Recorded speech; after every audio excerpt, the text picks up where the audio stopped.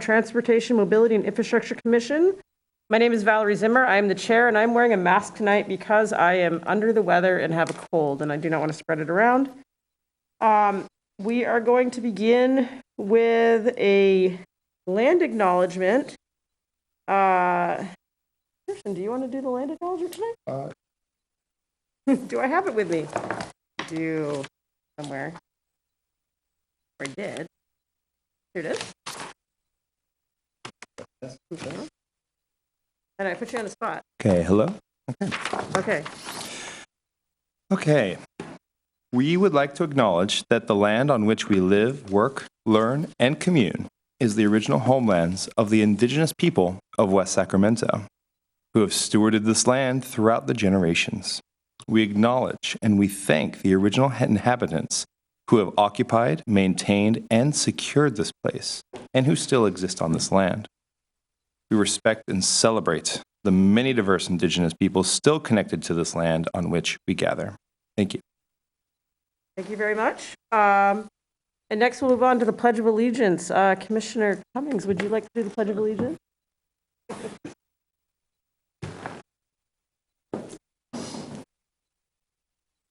Pledge allegiance to the flag of the United States of America and to the republic for which it stands, one nation, under God, indivisible, with liberty and justice for all. Thank you very much. We're going to move on to General Administration Function Part 1. Do we have any presentations by the public on matters not on the agenda, but within the jurisdiction of the commission tonight? No, we do not. We do not. Okay, great. Then we will be going on to the regular agenda. There's more in the script here that I'm not normally seeing. Okay, we're on to the regular agenda. We have the Bicycle, Pedestrian, and Trails Master Plan 2035, and I believe we have a presentation on that. So should we just right into that? Great.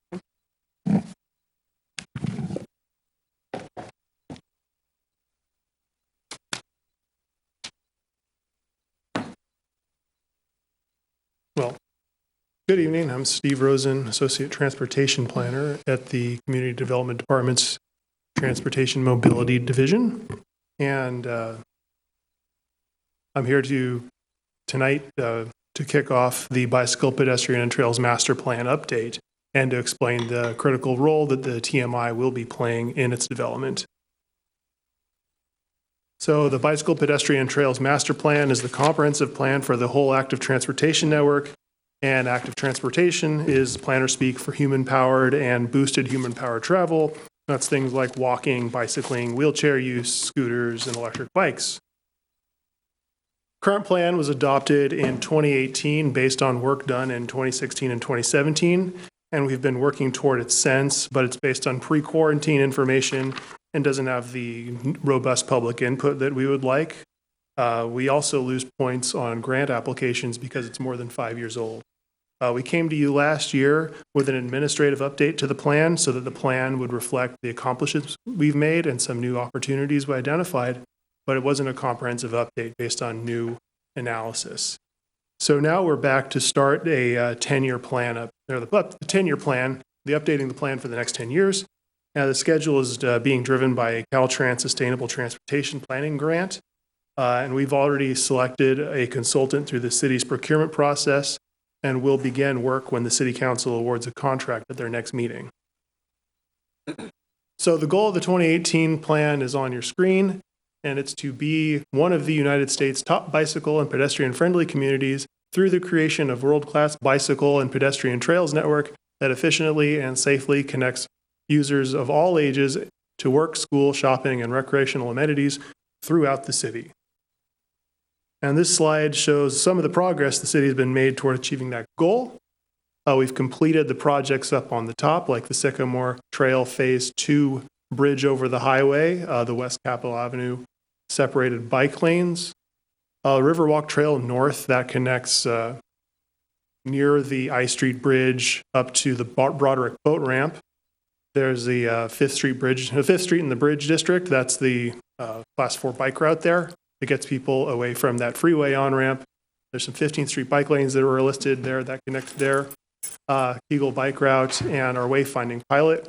Our ongoing work includes the Clarksburg branch line trail that we're working on plans to pave it to the city limits and then extend it down to Clarksburg. The Southport Levee Trail is at about 95% plans complete or 100% plans complete maybe. It's waiting for levee permits to start paving that trail on top of the levee.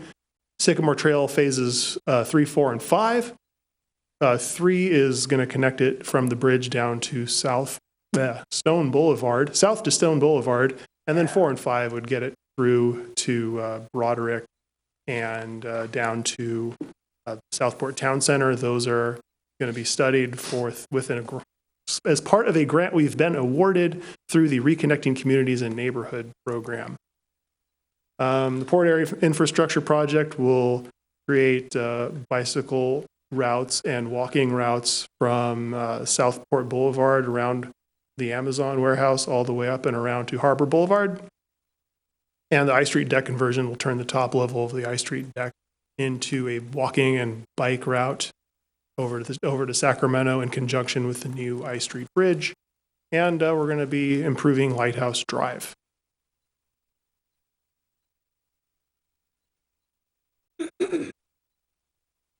So this slide shows the scope of work for our update. We're going to be making our bicycle, pedestrian, and trails plan fit in with the rest of all of these plans. The city's been doing a lot of planning for the future lately, and we want all of our plans to work together to develop a coherent vision for the city that will make it better for everybody who lives, works, and visits here. We're going to be doing analyses. We will update all of our maps. We're going to incorporate the new collision data from the Vision Zero action plan. We're going to inventory bike parking. We're going to update the demography. The good news is that we've already done a lot of analysis of collision data and demography as part of the Vision Zero action plan. So we're getting a head start there, and that's going to allow us to do some extra work, spending that consultant time elsewhere to move the plan even farther forward. So the participation here is where it's going to be a big upgrade over the 2018 plan. We're going to build that around focus groups and individual interviews with subject matter experts and community representatives. We're going to be holding workshops for the general public to have a broader attendance.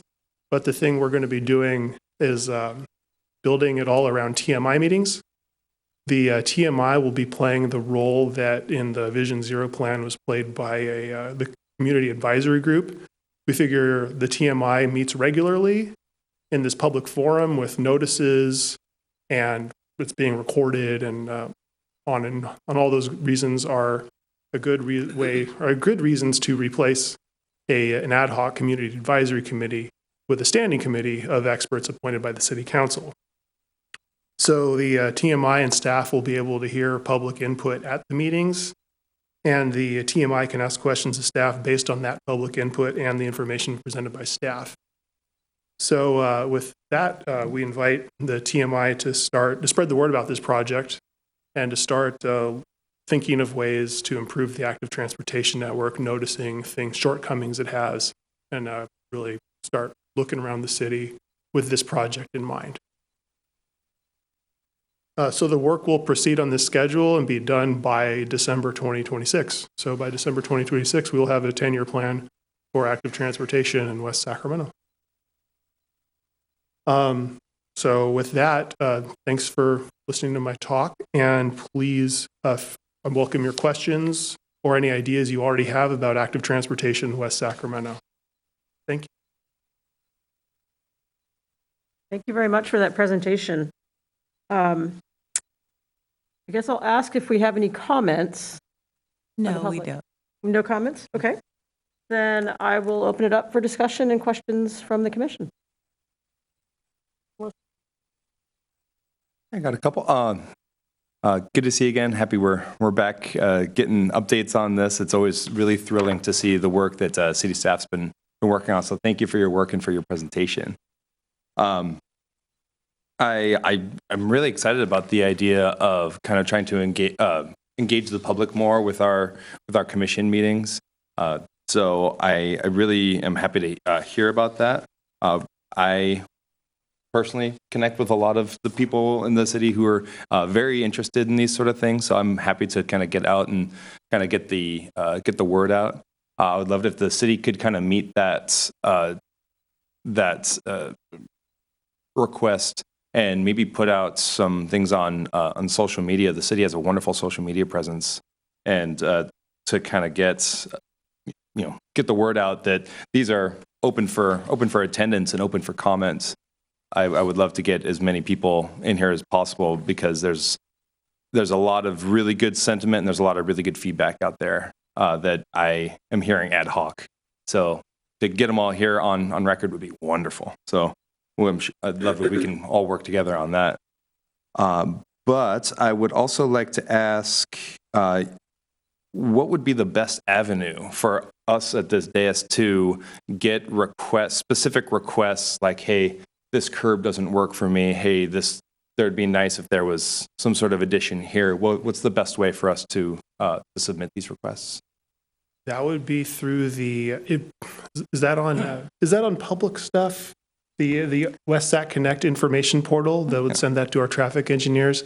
I can never keep the outward facing and inward facing names for our software straight, but it is West Sac Connect to the public. Okay, great. And that's kind of our version of 311, the 311 app, right? Yeah. Great. Yeah, I've heard it's really responsive. And would you like us to identify ourselves as commissioners in our comments or anything, or just kind of put it in as we would just normal citizenry? It's up to you, I believe. Okay. Yeah. Great. That's about what I have at the moment. So thank you. Yeah, thanks. Good to be back. Thank you for the presentation. I do have a question about something you mentioned regarding the Reconnecting Communities and Neighborhoods program grant that was received. I think you brought that up in relation to the Sycamore Trail, specifically phase 4 and 5. And I'm really curious about phase 4.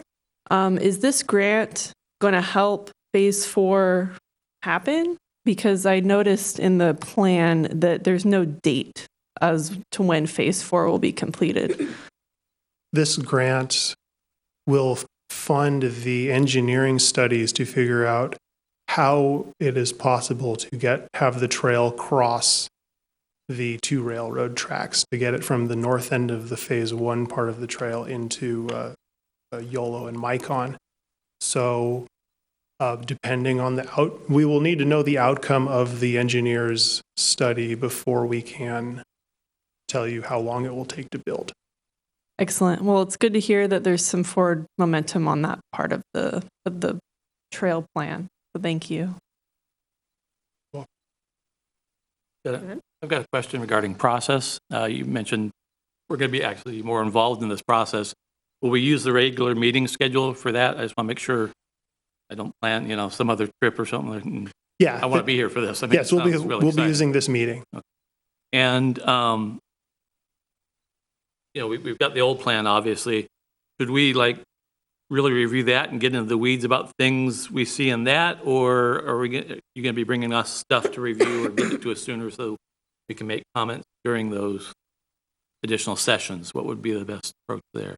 I think taking a look at the plan, it would be a good way to get started. It's a good document, and it's what we've been trying to build for the last 9 years, and that will be a great way to get yourself familiar to with all the trails and bikeways that we see in our heads, but that aren't on the ground yet.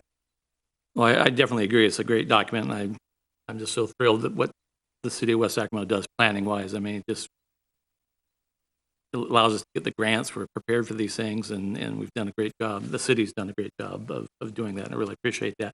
That said, when you read the staff report here and all the different things that this is tied to, all the different planning documents and things like that, it's kind of like the title of that movie, Everything Everywhere All at Once. I mean, it's like, so we can get into the weeds on the actual bicycle transportation plan.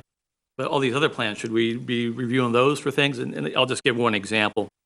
You know, I think it was the Southport Trail that we just did, the trailhead. We put a restroom there. We have a restroom over here by the Ziggurat building, but closed all the time. I mean, where, you know, to me, that's kind of tied to the whole concept of active transportation, especially for people with bladder problems and things like that. You know, I mean, getting around, there's not a lot of restaurants and places on our bike trails and you know, things like that where people can go. And so where would that be an issue to make? That would bring that up to at all of these meetings. Okay. And when tell us that that's what you're interested in. And because plans contain goals, and then beneath the goals there are some objectives to meet the goal that support that will cause the goal to come true, and there's policies and programs that make the objectives happen. And having an age-friendly trail network that encourages people to use it probably might need restrooms and other rest areas. So I just wasn't sure if this was the proper form, or should go to the age-friendly one, or the Parks and Rec, because they put in, you know, restrooms at parks and things like that. There is a Parks Master Plan, right? So you could look into that and see what it says. I'm sure it has. I'm not that familiar with it. I know it has more details about what each park would have in it and the kind of people they expect to serve within recreation facilities. But we're here. I'm here to do the BPTMP. So if you want to see restrooms on trails, then bring it up as part of this process. Not necessarily maybe on, you know, some of the trails, but I mean, it's part of the whole active transportation and the more closer to the urban part of the town, you know, I mean. Yeah, the more plans we read, the better we're able to tie them all together. But that's my job, is to read all the plans. Thank you. Additional comment?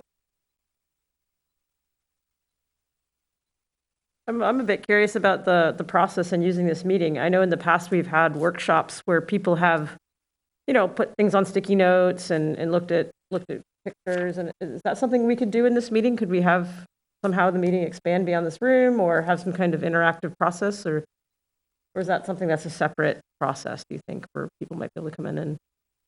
If it's your committee, so okay. I imagine if that's the scope of the kind of thing you'd want to see, we could make that happen.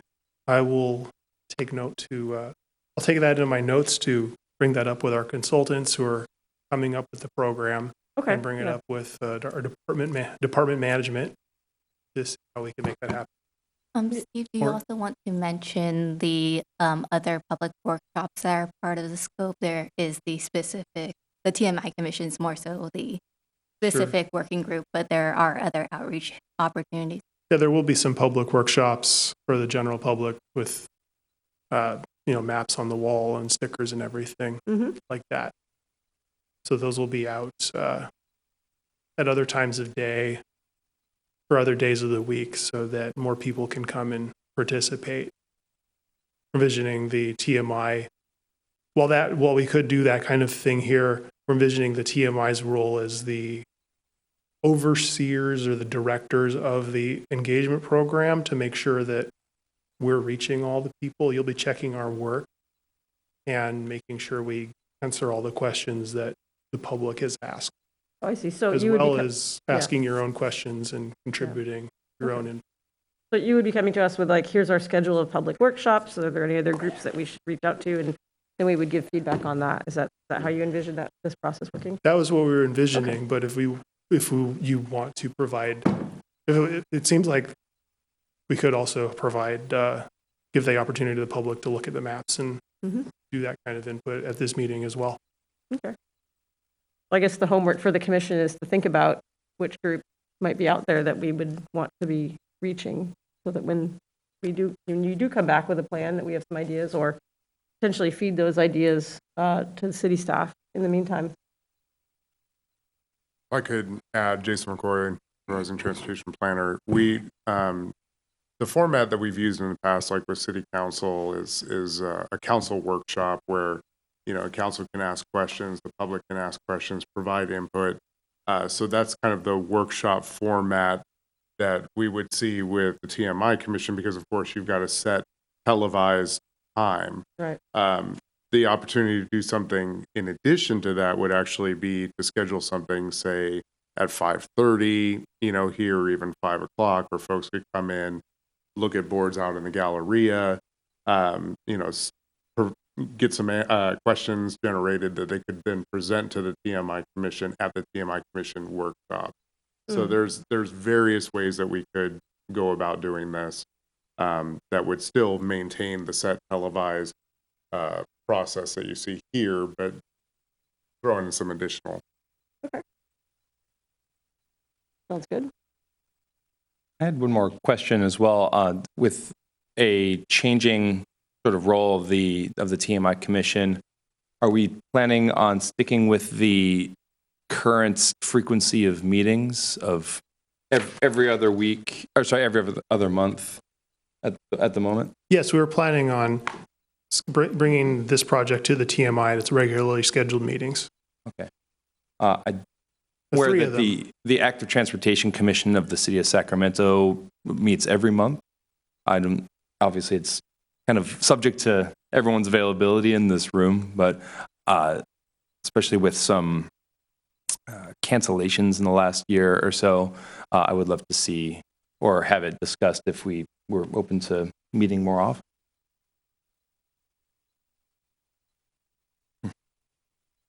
I do want to throw out that would have to be subject to approval from our city clerk, just because we do have a set schedule. And when the reason why there are every other month is because I believe that there are meetings that fall on this time in opposite months. I'm not sure if it's the Environmental Commission, but we would have to double check and see. There are opportunities for us to do special meetings, which I think all of you have attended a special meeting that we've held when there is something that is more of an urgent need for the commission to hear, or that we need to hear more frequently. So that would have to be subject to our administration staff being able to get a quorum, and of course finding the time to have everybody. So I think probably the best thing for us to do is, as we see more meetings are necessary, we just schedule more special meetings. Great. Yeah, thank you. I had a suspicion that might have been the case, scarcity of space and chair availability. But yeah, I'm sure a first step would be take a look at our cancellations. But again, super excited to take on some more roles here. Yeah, thank you. And I don't believe we're being asked to make any action on this. No action, Yep. just we're here to introduce the project and ask you to just start thinking and walking around and noticing and thinking of who you might want to tell about it or who we should go contact. And because we're excited about this project and want to get it going. Yeah, thank you. Okay, well, thank you very much. If there are no additional comments or questions, I guess we can move on to the next. I do actually have one more? one more. Sorry. As we're reaching out to organizations, just to let them know what the city's main forms of outreach are. Is it through email newsletters? Is it through social media, just word of mouth? Yes, we have. I've been building an email list for this project already. I was out at the Earth Day and Trails Day and the Senior Resources Day, getting contact information from interested people and having them put some stickers on a map. And then we also, the city council has a city council newsletter where our public information officer collects news items from the departments and then gets sent out to all subscribers, including the city council members. We have our social media pages. I believe we have a Facebook and an Instagram, maybe a Twitter. How else do we reach people? I will be building a contact list for anyone who's interested in this, and probably also cold calling anybody you suggest that could be interested or anybody I can think of. Great. So if we have emails, if we can send you a big pile of email addresses, that would be beneficial. Yeah, please. Great. Thank you. Great. Okay. I have a few comments real quick. Great. I may not apply to this, but I was just curious on the unpaved trails. Is that part of this about this, having access to those or anything? About the gates, or is that different? Is that part of the?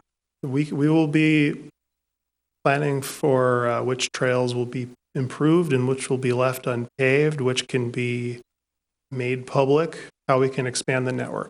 Perfect. On the unpaved trails, is there a way of potentially adding access by stroller? So I live in Southport, and both these you can't get a stroller over. A lot of people do have like off-road strollers and things like that. It's a great place to walk. I just changed my walking path. I have a 1-year-old, but that's just one thing where like you can get a bike over, you can put the stroller over. We'll do that sometimes. But if there's a goal is to eliminate motorbikes from getting around, they just go underneath. But you can't get a stroller. So that's just like one little thing. But I don't know if that's something you guys are doing, but that would be maybe potential beneficial just because a lot of people walk that canal trail a lot. And if you can get strollers up there, that'd be cool. Absolutely. That's the kind of design standard that a plan like this would have, the access control. Yeah, and it's elevated. It's easy to get, there shouldn't be an issue with stroller. So anyway, and the other thing too with the kind of with a lot of these new bike lanes, is there like a safety element when looking at like potential school routes when you're looking from neighborhoods to the schools? Just because I'm just looking at some of this, there are spots where there's maybe like building the lane's great, but there's additional lights and things like that may be needed to make it safe for people trying to travel to school and things like that. So is there like a joint effort to kind of coordinate that? Well, there's two parts to this answer. The first is that the 2018 plan includes the Safe Routes to Schools plans for each of the schools by reference and in a blank appendix page that says go look it up yourself. So we'll be folding those Safe Routes to School plans into this plan update.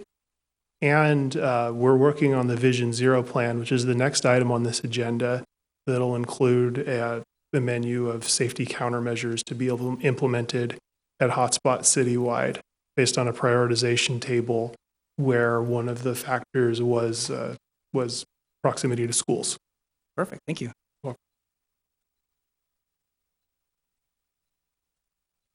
Any other comments? Okay, well, thank you, commissioners. That was a very good discussion, and thank you very much for the presentation. We look forward to hearing more. And with that, I think we're going to move on to item 3 on the regular agenda, the Vision Zero Action Plan progress. Okay. So, hello again. I'm Steve Rosen again, Community Development Department again.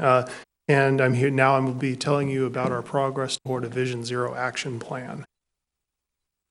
So the Vision Zero reconceives traffic safety by declaring that fatal and serious injuries are unacceptable and can be prevented, and makes doing so the top priority of transportation investment design and operations. So the old way put the responsibility for street safety on the shoulders of street users and expected perfect behavior from them at all times in order to avoid injury. But the safe system approach acknowledges that everybody shares responsibility for street safety, and that includes street designers, street users, street maintainers, traffic rules enforcers, and crash responders. The methods they use to achieve a safe system are safe speeds, safe vehicles, safe road users, post-crash care, and safer roads. The metaphor they like to use is a stack of Swiss cheese. So each of those 5 methods will have some holes in it, but if you stack them all up, all the cheese will fill in all of the holes in the other slices, so there will be no way through. Vision Zero Action Plan is the city's policy guide to stack the cheese and block all the holes so we can start to reduce and ultimately eliminate traffic mayhem. Because it's such a profound change, a requirement from the Safe Streets and Roads for All grant fund is a commitment from the highest level, and that's in West Sacramento. That's the city council. So they've provided us with that goal. at the last city council, no, 2 city council meetings ago. To prevent crashes, we need to know where they will occur. So we went to the experts. Those would be our communities, to ask them what they see out there in the city. We went to existing events. We organized some walking audits. We collected information online. We targeted groups that we found that we had been missing with those efforts. And we met with the group of volunteer advisors. And we had a workshop across the street before the city council meeting that was attended by the news. You may have seen us. All of that was productive and fun. And the community told us where they feel unsafe on the streets and where they observe unsafe behavior and near misses. Now, that was important because our data is based on reported crashes, so we needed the community's expertise to fill in the gaps. And this is the map of what they call challenging locations, places that the community identified as places where they feel scared or they see dangerous behavior. Come back to that if we have questions about it later. But we have crash data. So in our 6-year study period, there were 1,373 crashes, and 101 of those crashes resulted in a fatal or a serious injury. 29 people died, and 117 suffered a life-changing injury. So these are the crash types we identified. They describe what the vehicle was doing when it crashed, the 3 most common primary collision factors. That is the thing that, had it not occurred, there would not have been a crash.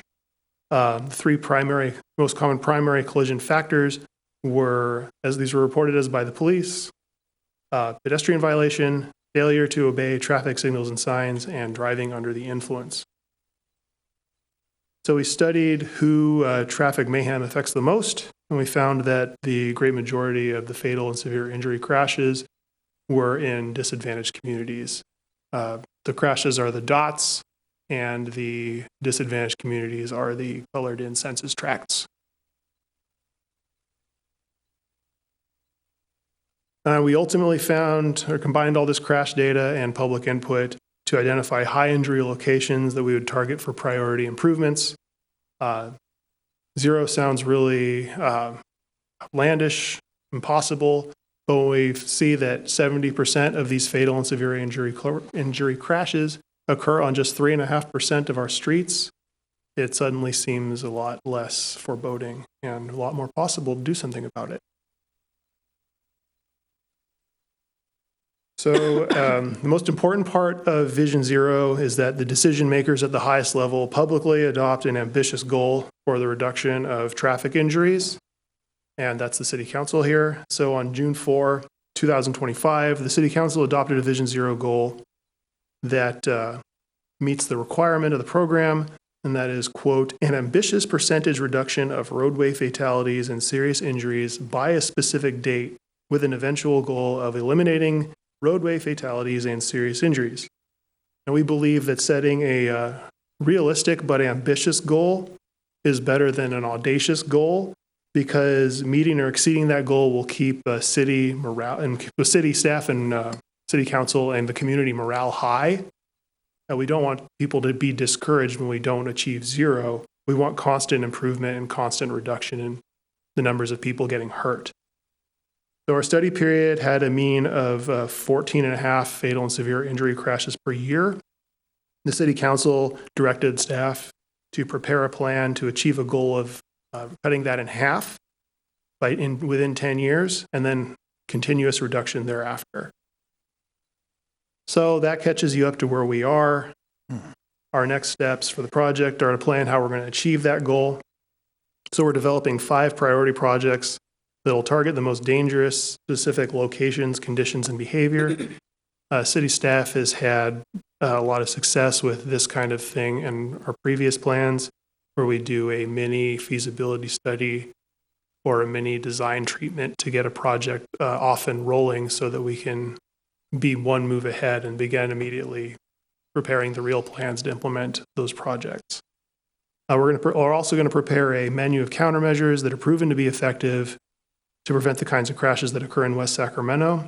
The menu will tell us what kind of crash each countermeasure prevents and have a guide of how to implement it. They include permanent infrastructure, quick build infrastructure, education programs, and enforcement methods. And we will have a guide to adding Vision Zero countermeasures to everything we do so that we will always be looking for opportunities to add a Vision Zero countermeasure and never miss a chance to do so. And that is where we are with Vision Zero.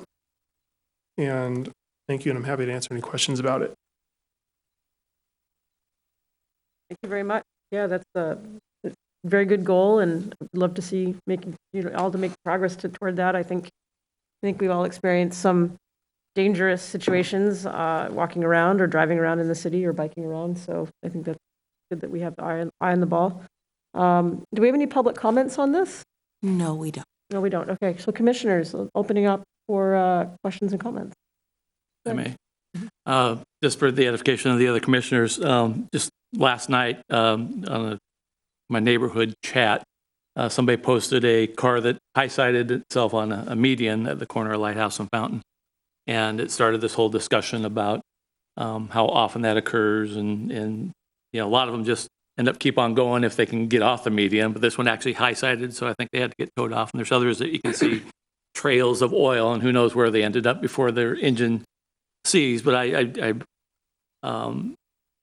tried to I guess, assuage the concerns of some of the neighborhoods by talking about the Vision Zero plan to them and sharing what was going on and gave them a link to the website.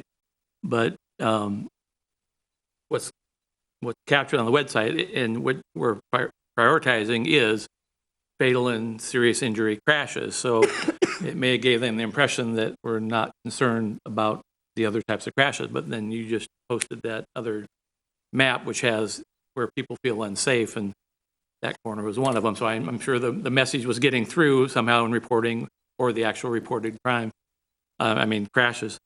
I guess it would suggest that maybe even though we're focusing on the fatal serious injuries, that as an aside, the fallout of this is that we're going to make improvements to a lot of different probably intersections and dangerous places, but maybe another page or down below we could add that other map, or somehow have a little bit of dialogue that is, we're going to be doing other fixes as part of that, and how it gets incorporated into complete streets and things like that, because sometimes they feel like they're not being heard. But then and when they went on the website, they saw that, that intersection's not there. And I think another one that a lot of people in my neighborhood are complaining about is around 5th and F.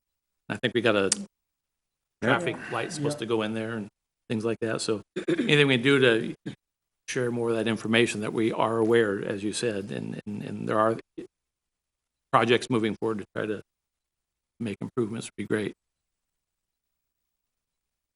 Thanks. Yes. Hi, Stephen. Thank you for this report. I had a question. Is there a public education campaign in order to raise awareness about injuries and fatalities in the cities, and a campaign that encourages, particularly people to slow down and take care when they're making right turns, particularly on a red light? There are several draft countermeasures that address education and rights on red. At the city council meeting, the city council had a strong statement that shared responsibility also includes the road user. We'll still include road users to drive with care.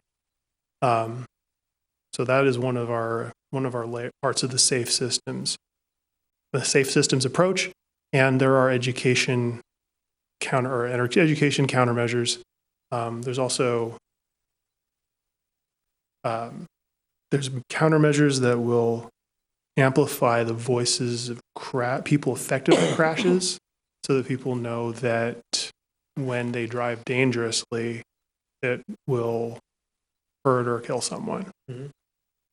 And if we can get people to think of other drivers and the people who aren't in cars as fellow humans, when there's consequences beyond getting a higher insurance rate, then maybe they will drive better on streets that we designed to be safer. And when we combine that with targeted enforcement of particularly dangerous behaviors, then maybe we'll have that safe systems approach with all the layers of safety. Another question I had was,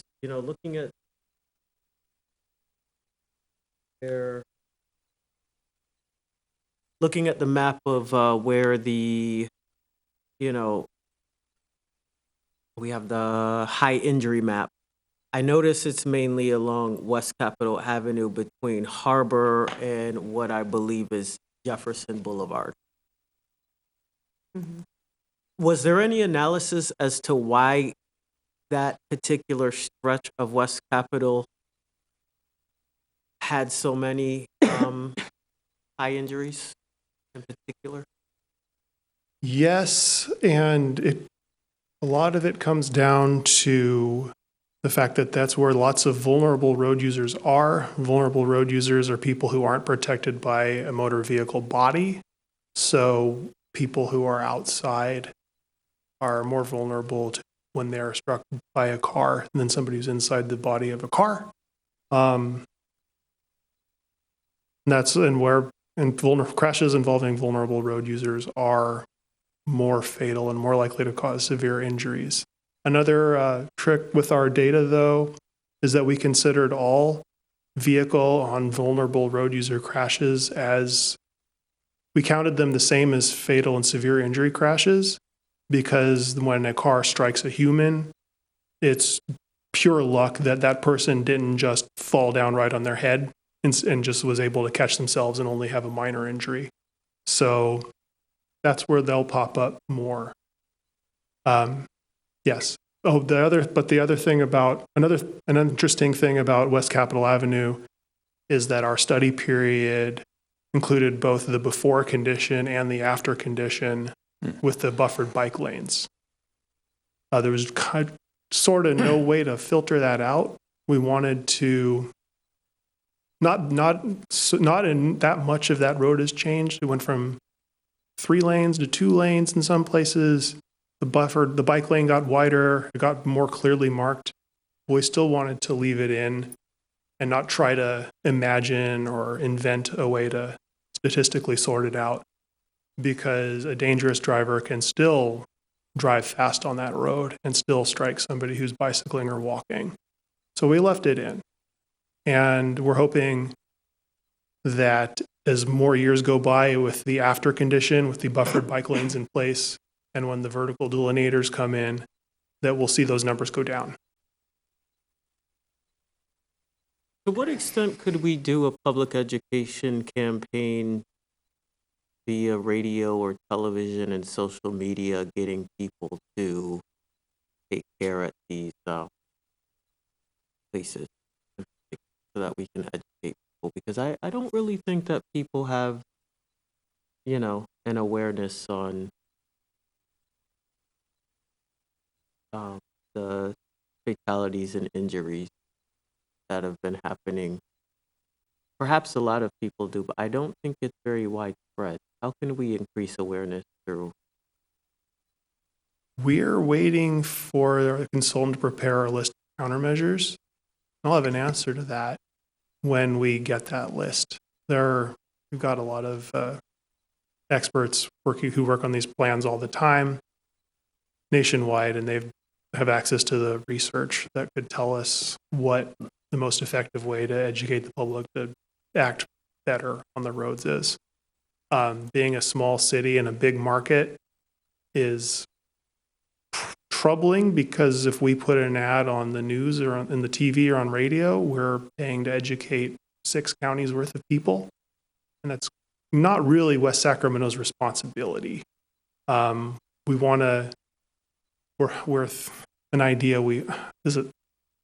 I've been having casual conversations about whether it's possible for the regional governments and the city governments to all pool it together. If we all get Vision Zero plans with that as a countermeasure, maybe there's a possibility there, but that's above me. And maybe we can.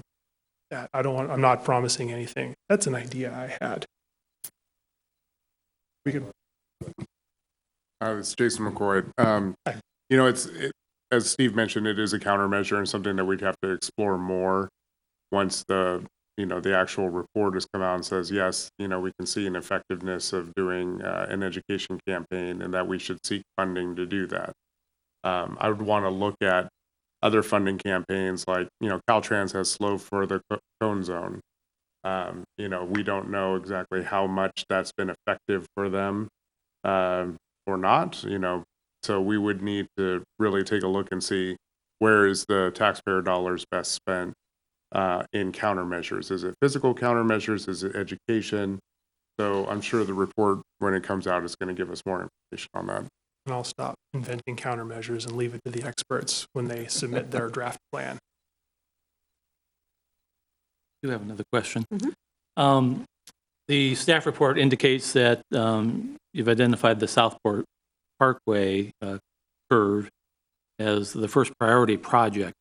I was wondering if you could walk me through that a little bit. One, because as I read the Southport project, I mean, it's a complete street kind of approach. So what do you think the Vision Zero is going to bring differently to that design is one question. And I guess it's kind of an existing project, funded project that's a long-term project. I mean, it's not going to start till next year, and it's going to take several years to finish out as far as bang for the buck versus prioritizing, I believe, like the city of Sacramento, they're focusing on quick build fixes kind of stuff and, kind of a shotgun to a lot of little projects. Well, sure. What the thought process was there. Our 5 priority projects are a mix. That's one of the 2 permanent infrastructure priority projects. It's there because the high speeds, the speeds are so high and the crashes are so eye-catching and severe and gruesome that they're worth addressing. We have the port area infrastructure project is already ongoing, is already in engineering design. So we are combining adding Vision Zero elements to it to take a project that was adding bikeways and sidewalks to Southport Parkway and adding ways that the speeds can come down and the roads can be made safer so they discourage the kind of high-speed driving that causes the solo vehicle leaves road and kind of crash that results in those fatalities that make the news. I guess I'm trying to understand the nuance between, the complete streets will make it safer, obviously, because we're given, there's probably people that ride on the median and in the gravel, and it's, not a safe route right now. But so what are those other components maybe? Can they be articulated right now that might? Our engineers are working on it. The engineers are working on it. Okay. And yeah. So there are going to be tweaks and different than. Yeah, the port area infrastructure project, before our Vision Zero team got involved, added bike lanes and sidewalks, but didn't do anything about the high speeds because the scope of the project was to add bike lanes and sidewalks, period. And we're just taking advantage of the timing to add the Vision Zero elements into those plans so that when it's time to build the project, they'll be there. Kind of an example of how we envision the plan working going forward, where anytime there's an infrastructure project, there'll be a checklist to drive the designers back to the Vision Zero plan and never miss an opportunity to add Vision Zero countermeasures to what they're doing as applicable. This is Stephanie Chan, a senior transportation planner. I just wanted to add that you're correct, Commissioner Cummings, that the port area complete street project is adding complete street elements, as Steve is explaining. Vision Zero project elements increase safety specifically. So even though we're adding complete street elements, there are other measures to take that can increase safety, particularly. So there are studies on adding sidewalks, but sidewalks don't necessarily reduce speed because drivers who feel that there's a separated, committed place for pedestrians to walk, they feel that they can drive faster down some roads. So there have been studies on like Vision Zero policies that have been implemented elsewhere where they added sidewalks in a more residential rural area, but they find that because they are now separated modes, the cars drive faster. So they're similar but kind of different goals that you want to aim particularly like improvements at.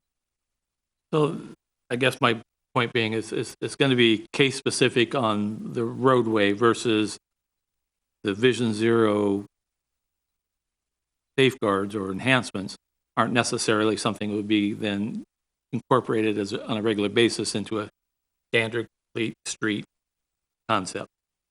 It's going to be nuanced based on where we have problem issues. Yeah, Just trying to understand the logic. Yeah. Yeah. It'll be based on the crash factors identified in each location. Yeah, I have a question. Thank you, Stephen, for this presentation. So I noticed that Sacramento Avenue isn't identified as a priority project. Both of the priority projects are in Southport. I'm wondering how Sacramento Avenue will be considered, or if it will, because I know that there's a plan to redo that street. But I mean, this seems like a separate plan to help make things safer before that whole project is completed. Well, improve. One of the countermeasures will be implement the Sacramento Avenue Complete Streets Plan. But until then, we have identified that, and that'll support improving safety conditions at the high injury locations that are mapped on the map here. So there are a good part of Sacramento Avenue Complete Streets Plan area is mapped as high injury locations that are the high priorities for improving safety.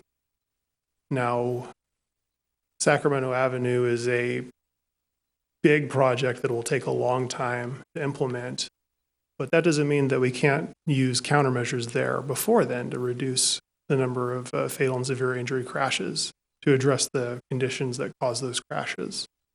A big part of it one of our priority projects is quick builds to improve small intersections. Sacramento Avenue is a big street with big intersections, but the streets that stem off of it are small streets. Maybe priority project number 3 could be applied to those. Or a number of the other countermeasures could be built before they rebuild the entire street for Sacramento Avenue Complete Streets Plan. We don't have the menu of countermeasures yet, so I couldn't say which ones we would apply. Okay. And But they are So I just Go wanted ahead. to add Yes. something, Stephanie Chansier, Transportation Planner, because I was the project manager for the Sac Ave Complete Street Plan. One of the goals was applying safety metric to the improvements made on the Sac Ave plan. So it does include Vision Zero elements in the Complete Street Plan. So like, for example, there's curb extensions and a mid-block crossing with like block lights and everything. So specifically with the Sac Ave Complete Street Plan, at the time it was adopted, we did include the latest like Caltrans best practices in Vision Zero policies. so is Vision Zero just trying to take this lens onto our current plans, or is it like a separate endeavor to get these safety measures to happen quicker than they would? Like, for example, Sacramento Avenue, like you said, is going to take some time to, complete that project. I'm trying to understand what Vision Zero is doing. It's a citywide policy statement that reducing fatal and severe injuries is the number one thing that we should be doing with our transportation system, more than increased speeds or intersection throughput. Before we do any of that, improve safety and add safety every chance there is. So what it will look like beyond the 5 priority projects where we know what those will do is a map of the high injury locations that we should focus our investment on. It will be a table of prioritized locations of where injuries occur that might not be on the 3.5% of roads. And it will be a big menu of countermeasures that our street designers and police department and fire department can use when they are planning what they'll be doing with their city, with their department's resources. With infrastructure, if it's time to repave an intersection or repave a street, we'll want them to go to the plan and see what's planned, what Vision Zero countermeasures are appropriate there or were expected to be built there, so that just as part of the repaving, they can throw in the bike lane or widen this, do what the countermeasure says about the sidewalk, or implement the countermeasure as part of that repaving. So it doesn't have to be a separate project. When we're designing a new intersection, same thing. Go to the Vision Zero book, open it up and see how we can improve that intersection. Because we can't just design an intersection that contravenes an old policy that says the number one priority is get cars through, improve level of service. The fact that this is now a plan that will be adopted by the city council that says number one priority, safety, means that we can start doing that. And if it reduces level of service, then so be it, because we have a higher overarching plan to increase safety. That's what it's all about. Perfect. Is safety everywhere all the time. Yeah, I appreciate that explanation. I think that helps. It sounds like it's just going to be something that is a roadmap for when things are already going to be updated. They can now implement these safety measures as they go while they're updating roads. And it can be an opportunity to build standalone projects that are called for in the plan. Thank you. So along those lines, like the city's recently approved a couple of large master plans in the south part of the city, which will have to go into a mapping process, et cetera. Would that, as that part of that process, they'd be able to maybe, that will be criteria for them to look at now that is different than the standard street design, et cetera? Yes, it'll be a conversation to be had with the street standards and the Vision Zero plan.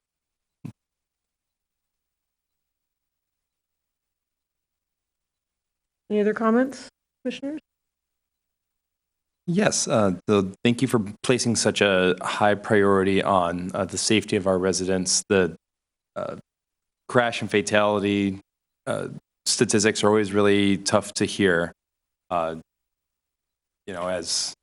a recently changed viewpoint as a new parent of really caring about this stuff, and it's not just a bicycle problem, not just a pedestrian problem. It's also a person-to-person, vehicle-to-vehicle problem. So thank you so much for taking a look at this. And I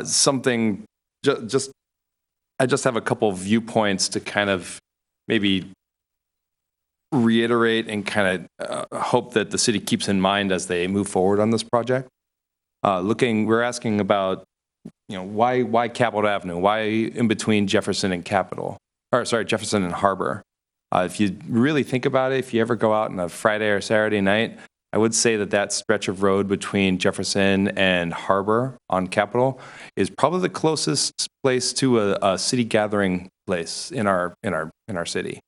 It's kind of where a lot of nightlife takes place. It's where a lot of kind of gathering and socializing happens. So until we have kind of more of like a public square kind of place, expect there to be a lot of people out there outside of vehicles and in that vulnerable road user category. And I think that the work that's been done on Capitol is incredible, really, really done a lot. And I'm happy to hear that more is coming. And I would say really, keep looking at that, because that's the main chunk of red I see here. And so I hope it remains prioritized, especially with new businesses coming in on that corridor that are centered towards families and visiting, specifically the new arcade and bowling alley coming in. So thank you very much for that. Talking to people that are road users out here, I think there's some things that are kind of more obvious and less obvious to kind of what's being done here, and a big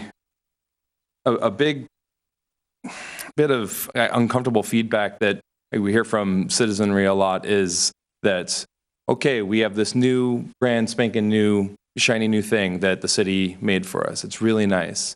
But the conversation always comes back to road quality. It always comes back to potholes. I've never heard an issue spoken of more in one city than potholes in West Sacramento. And something to keep in mind is that a damaged vehicle is not a safe vehicle.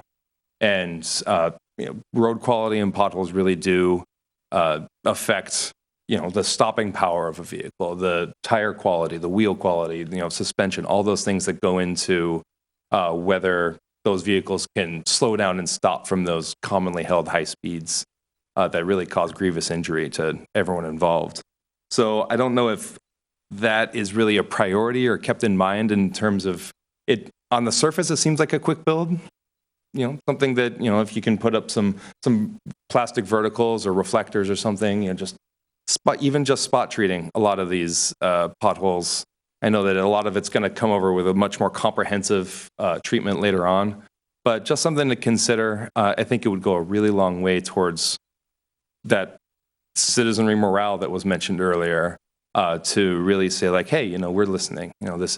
This is something that we realize does contribute to safety and injury rates.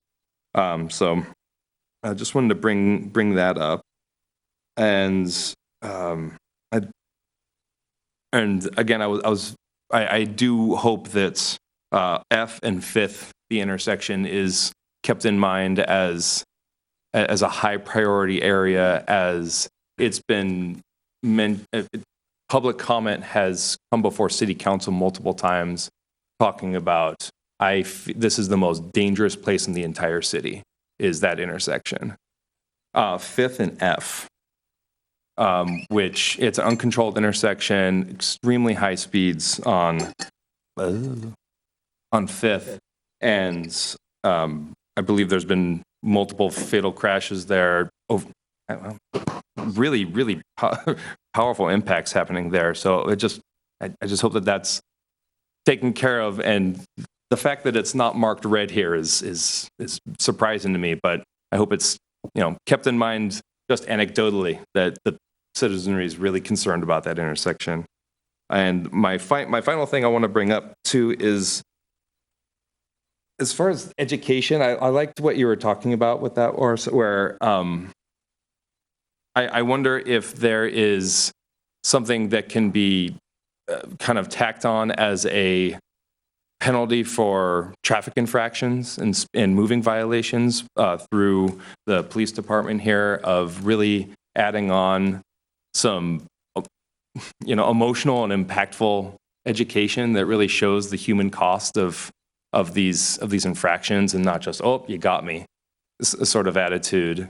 I think that'd be a good thing to pursue. And I did notice that the city has a brand new billboard, which is advertising a lot of city-related things. It's got a lovely city seal on it. And we're talking about what ad campaigns have been successful. And specifically, you brought up Caltrans, the ad campaign of, slow down for my daddy, slow down for my, my brother, slow down for my daughter. They're the ones who are wearing those reflective vests and are out there working. I think, personally, that's a very emotional and impactful ad campaign that could be, the style and sentiment of it could be implemented here. I can't really think of many other public display areas besides along the freeway or that video billboard. So, if we're looking at, there aren't really billboards along West Capitol, but any sort of public display sort of thing might be the quickest and easiest way to just kind of get that, just remind people that like, hey, people are, cars kill more people than guns, than explosions, than robberies, than anything in this country. Cars kill more people than disease, all that, and just remind people that this is really important. And maybe there's some things to be learned from movements across the river, like Slow Down Sacramento. I've been very surprised by the community adoption and enthusiasm for programs like that. So. Thanks. I have a question about this particular intersection, 5th and 4th. Is there Excuse something me, Commissioners, Stephanie Chan, because we're talking about the intersection at 5th and F Street often, I want to note that the city has heard about these concerns, and it is a intersection that we have proposed and are going to put in as part of our capital improvement project program. So it's already budgeted and everything. There will be an intersection. It will be signalized. So I just wanted to inform you of that. Thank you very much. It's good to hear. Thank you. I had a question. Is there something that we can do? Because I'm looking at the 5th and F Street traffic signal project that's set to begin in April 2026, which is less than a year away. Is there something that we can do in the meantime to get people to slow down, like a sign, pedestrians crossing here? That's like an immediate countermeasure? Is that Jason McCoy. So we have to follow MUTCD guidelines when it comes to state law for how we handle intersections. We could talk with the traffic engineer about that. I would be reticent to propose things here at the dais that are not potentially not approved for implementation. So as Stephanie had mentioned, capital projects is putting in a signal, and it is budgeted, and we can talk with the traffic engineer about any, flags or something ahead of time, but I cannot promise at this point that we would be able to do something different than what is already proposed to be implemented. The only thing I could say is the public hopefully is aware of the issues out there and are slowing down and looking. I go through that intersection myself. I am very aware of looking both ways and make sure that, you cross when it's safe. That's all we can do at this point until we get the signal in there. But I will talk to the traffic engineer. If there's something else, we'll do it. Cool. Thank you.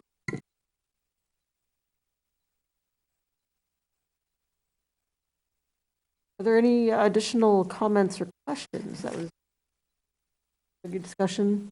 Thank you for sharing with us about the new signal. Good to hear. Very much in line with this vision. I just have a curiosity. Back to Sacramento Avenue. I live very close to there. That's why it's close to my heart. So I noticed that there's been a lot of safety measures added into Sacramento Avenue. I guess in the last year, there's been like curbs added in, paint, crosswalks. I believe even some of those flashing signs for pedestrians. Is that because of Vision Zero, or was that just something else that was already going to happen there? That was a result of the predecessor plan for Vision Zero. Called the Systematic Safety Action Plan. Yeah, it was like SARP, whatever that stands for. It's the plan to improve traffic safety that every city has, but it isn't the great philosophical change that Vision Zero is. It's more just a run-of-the-mill, identify the dangerous spots, propose something from the traffic manual for it. Okay, so Vision Zero will go above and beyond things like that. If Vision Zero says you can do safety at the cost of other stuff, the other one says you can do safety, but don't reduce throughput. I see. Interesting. Okay, thank you. Jason McCoy again, I just wanted to highlight, so a lot of the things that we do in our plans are to obtain grant funding. Vision Zero is yet another tool for that. So even though Vision Zero will be adopted, we still have to go out and find the grant funding to implement a lot of these changes. where local funding may not necessarily be available. So the SARP that we were talking about, Systemic Safety Improvement Plan, was actually the plan that was required to be put into place before we could get something called HSIP grants, so Highway Safety Improvement Program grant. So the city put together the plan. That plan enabled us to go out and get the funding. That funding is what you see advancing on Sac Ave. And I think that there's other projects, components of that that are going to be advancing too over near California, where it hits 5th and Sac Ave, pretty much at Broadridge. So the Vision Zero is going to, yet another tool that's going to enable us to do that. Thank you. Thank you very much for that. That's a good discussion. I will say that intersection over by Harbor, Evergreen, West Capitol is one of my least favorite areas in the city, and it's commercial and it's a really tough area, I think, because of the highway on and off ramp there. And I don't hear a lot about it, so I'm glad that it's on this map. I think actually there are people that try to walk, bike, and drive through there every day, and it's really hazardous. So I'm glad to see that's on there as well. With that, I don't see any additional comments or questions, and I don't believe we're being asked to take any action on this item. So we will close this and move on to the last item on the agenda, number 4, workshop on the on-demand rideshare program. And also thank you, Mr. Rosen, for all of that. I just want to say, really appreciate your time. Workshop on the on-demand rideshare program. Hi, commissioners. I will give my presentation from here if you do not mind. And I think Sarah's just pulling it up right now.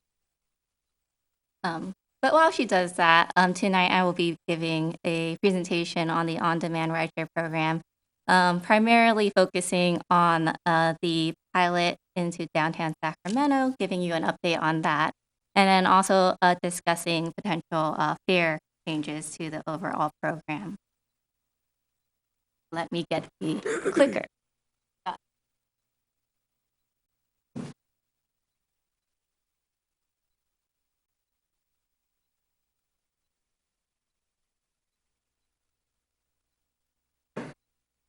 So by way of background, just because I want to make sure everyone's on the same page, we've had the on-demand rideshare program since May of 2018, following extensive coordination between the TMI Commission and City Council dating back to 2016.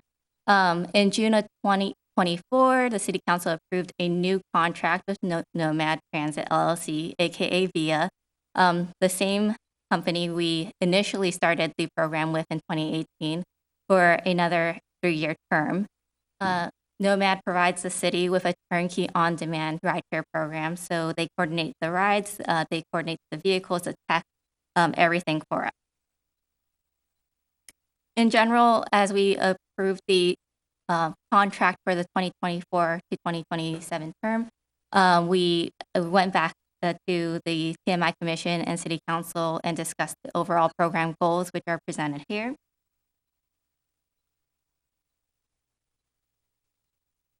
And as a reminder, currently about how the program operates, we provide corner-to-corner rideshare service within West Sacramento, and also now we're piloting a drop-off pickup in the downtown Sacramento zones, which I'll get into in a little bit. But the overall current actual program that we have is the West Sacramento city limits. We currently have 18 hybrid Toyota Siennas, inclusive of 7 Wave. They're not always out. VIA works with us and looks at historic demand to determine how many vehicles are out at a given time to manage the current demand with the amount of vehicles available and to manage our budget. We operate between 6 a.m. to 11 p.m. on Monday to Friday, 9 a.m. to 11 p.m. on Saturdays, and 8 a.m. to 8 p.m. on Sundays. Currently, fares are $3.50 for a single ride, plus $1 for additional passenger. Riders can also purchase a weekly pass that allows them to ride 4 rides a day for 7 days for $15. All fares are 50% off for eligible discounted riders. And this is just a overall snapshot of the VIA program performance since the May 2018 launch. In this fiscal year, we have hit our millionth completed ride. And in fiscal year 24-25, we completed a total of 198,000-ish rides. If you look at the graph, you can see the breakdown of completed rides versus other types of requests. Typically, we have something like an unaccepted proposal, meaning that someone tried to book the ride, but then decided they didn't want to take it. There's other errors, say they had the wrong billing information, or their credit cards expired, or they may have some other type of tech error at the moment. They can cancel. The cancel ride is just like the driver may have canceled the ride for some particular reason.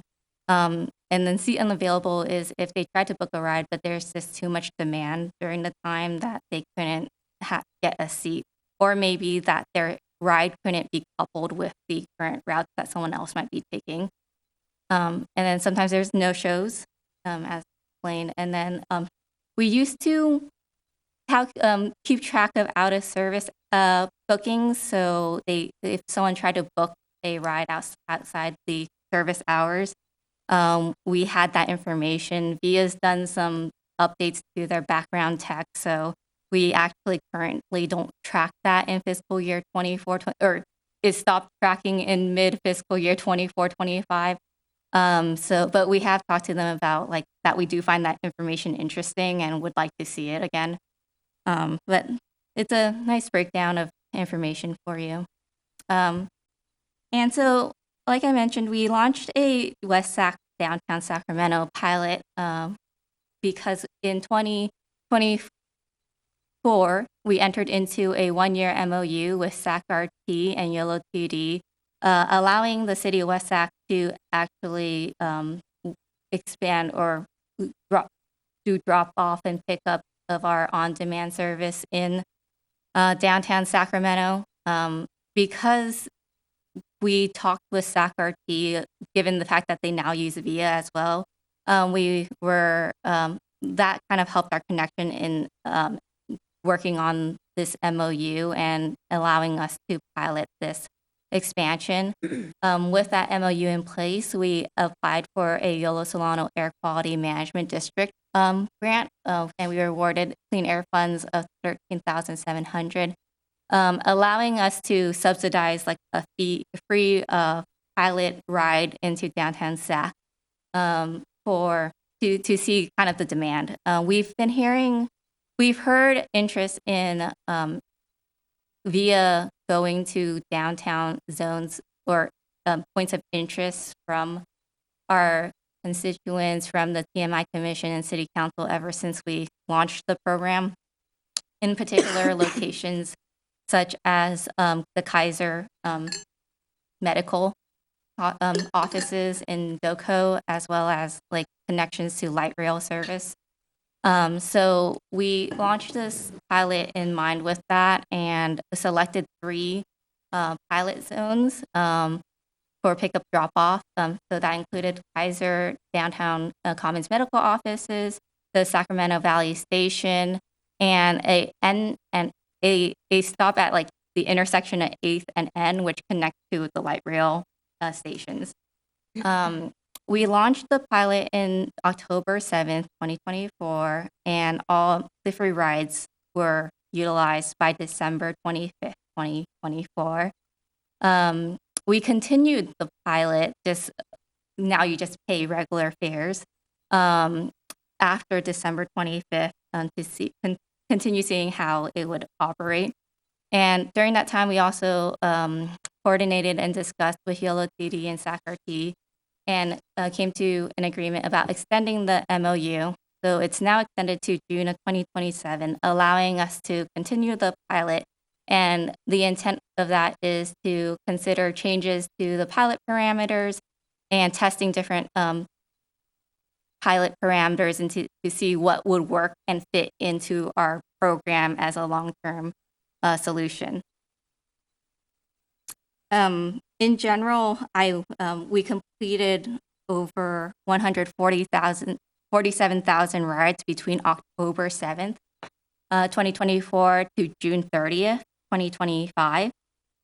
And during that time, the pilot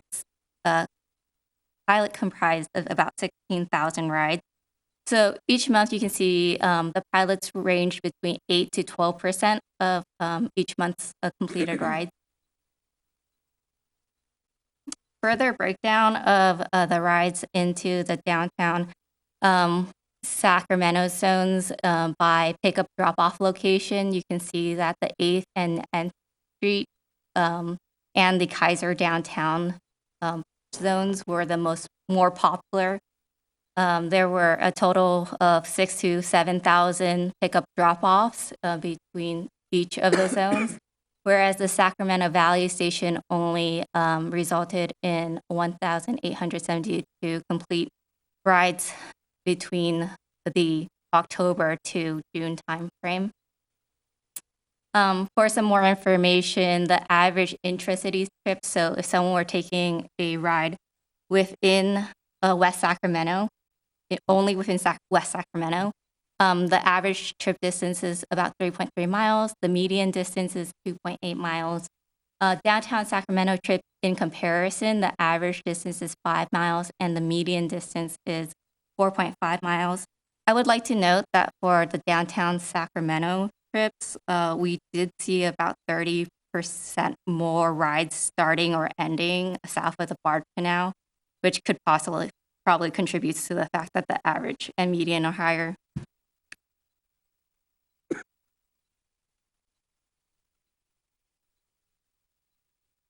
Sorry, I skipped a slide.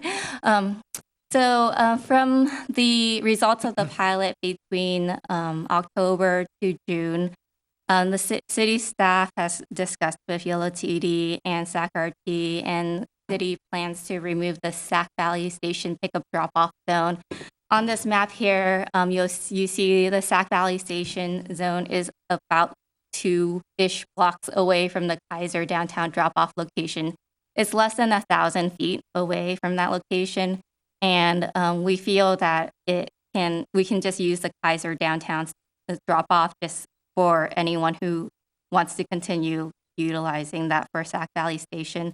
There's like ADA accessible crosswalks and infrastructure to get them to Sac Valley Station. And typically our on-demand service, like I mentioned, is a corner-to-corner service. So most of our riders in the West Sac are used to being walking like 500 feet usually to their final destination.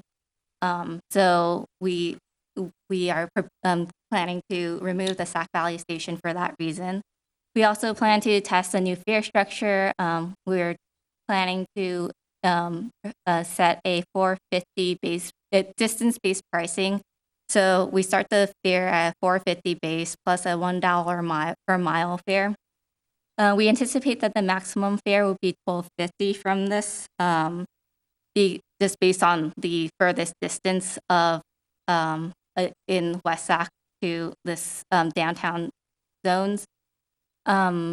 Also, the fares are calculated before a rider accepts their ride. So the proposal always pops up on their app, or they're told the fare via the phone call before they accept the ride. And it's calculated based upon the distance they are to the final destination. It doesn't include any like additional passengers that are picked up or dropped off along the way.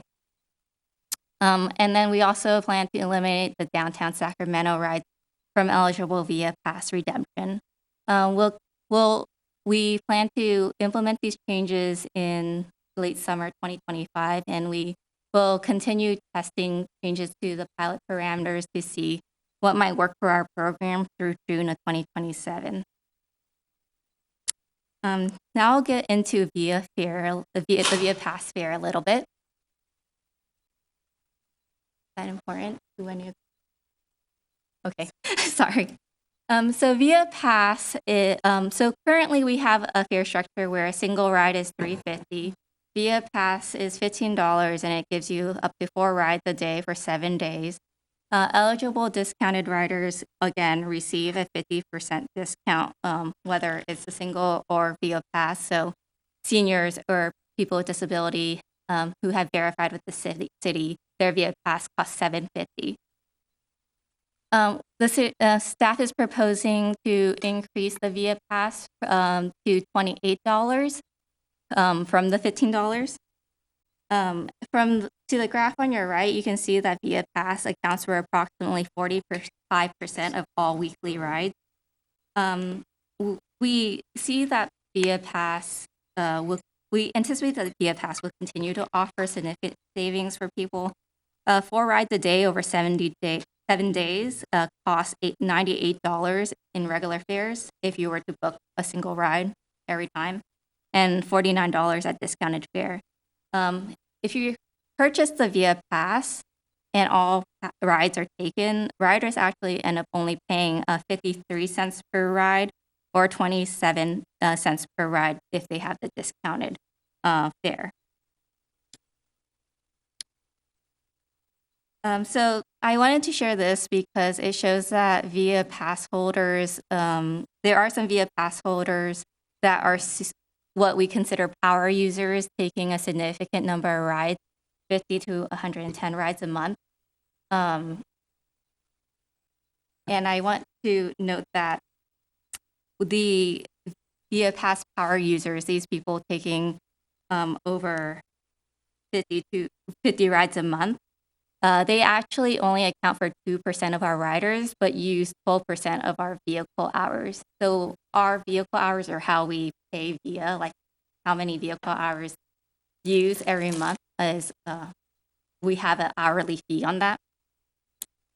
So the power users account for 2% of our riders, but use over 12% of our total vehicle hours, as compared to our general Via Pass riders who are only like the non-Via Pass riders all the way to the right, account for about 50%, 51% of our weekly riders, but they they account for 85% of our weekly riders, but they only consume 51% of our monthly budget. And I've shared this before, but I want to reiterate that generally our cost per ride ranges between, I would say, like currently $15 to like maybe $18 per ride, depending on the month. I just showed here the fiscal year 22-23 actual cost per ride, and then the fiscal year 23-24 estimated cost per ride over the course of the fiscal year. Our cost per ride is calculated by our contract with Via and how much we spent on those vehicle hours, plus our staff time, divided by ridership. And I haven't been able to finalize the fiscal year 23-24 estimate or 23-24 numbers yet, because we just completed the year. I'm sorry, that should be 24-25. Put those numbers. So the top one should be fiscal year 23-24 actuals, and then the bottom should be fiscal year 24-25 estimated. I apologize for that. Yeah, so our fiscal year 24-25 estimated cost per ride was about $16.25. I'm still awaiting final invoices and everything, so that's just the estimate shown for your information. I've also explained this before, but for your memory, the on-demand rideshare program is funded or has historically been funded by the Transportation Development Act funds. The Transportation Development Act funds are funding from the state that is based upon like diesel and gas tax. And there's like calculations and there's separate categories. So LTF means Local Transportation Fund and STA means State Transit Assistance. And there are specific uses between both. STA is more specific and you can only really use it for transit and transit planning, versus LTF is a bit more flexible. We receive this funding, or it's like allocated through the state. It goes through SACOG and YOLO 2D. And we, after there is funding that we need to give to SACOG and Yellow TD for planning and transit purposes. And we deduct that from what we're allocated, and the remaining balance, the city can use for any local purposes that fall within TDA, the TDA guidelines. So since we initiated the program, we've been using carryover funds, like we just had a reserve of funds available for the on-demand ride and share program. Our allocation after we pay out our expenses was never enough to really pay for our on-demand contract by fiscal year. Back in fiscal year 23-24, and when we initiated the new contract, that was the year when we utilized all our reserves. So currently we don't have any prior year reserves. We're only using what remaining balance we have annually after we pay SACOG and Yellow TD. Sometimes we might have some money that we claimed in a prior year because we overclaimed and didn't use.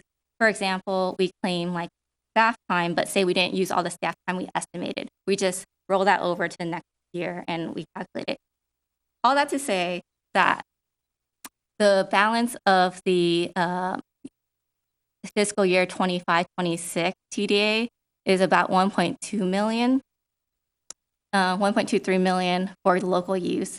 Back in when we executed the contract for fiscal year 24-25, we also added a one-time bridge district funds infusion of 3.16 million. Each fiscal year, our contract with VIA estimates that it costs us about 3.2-ish million.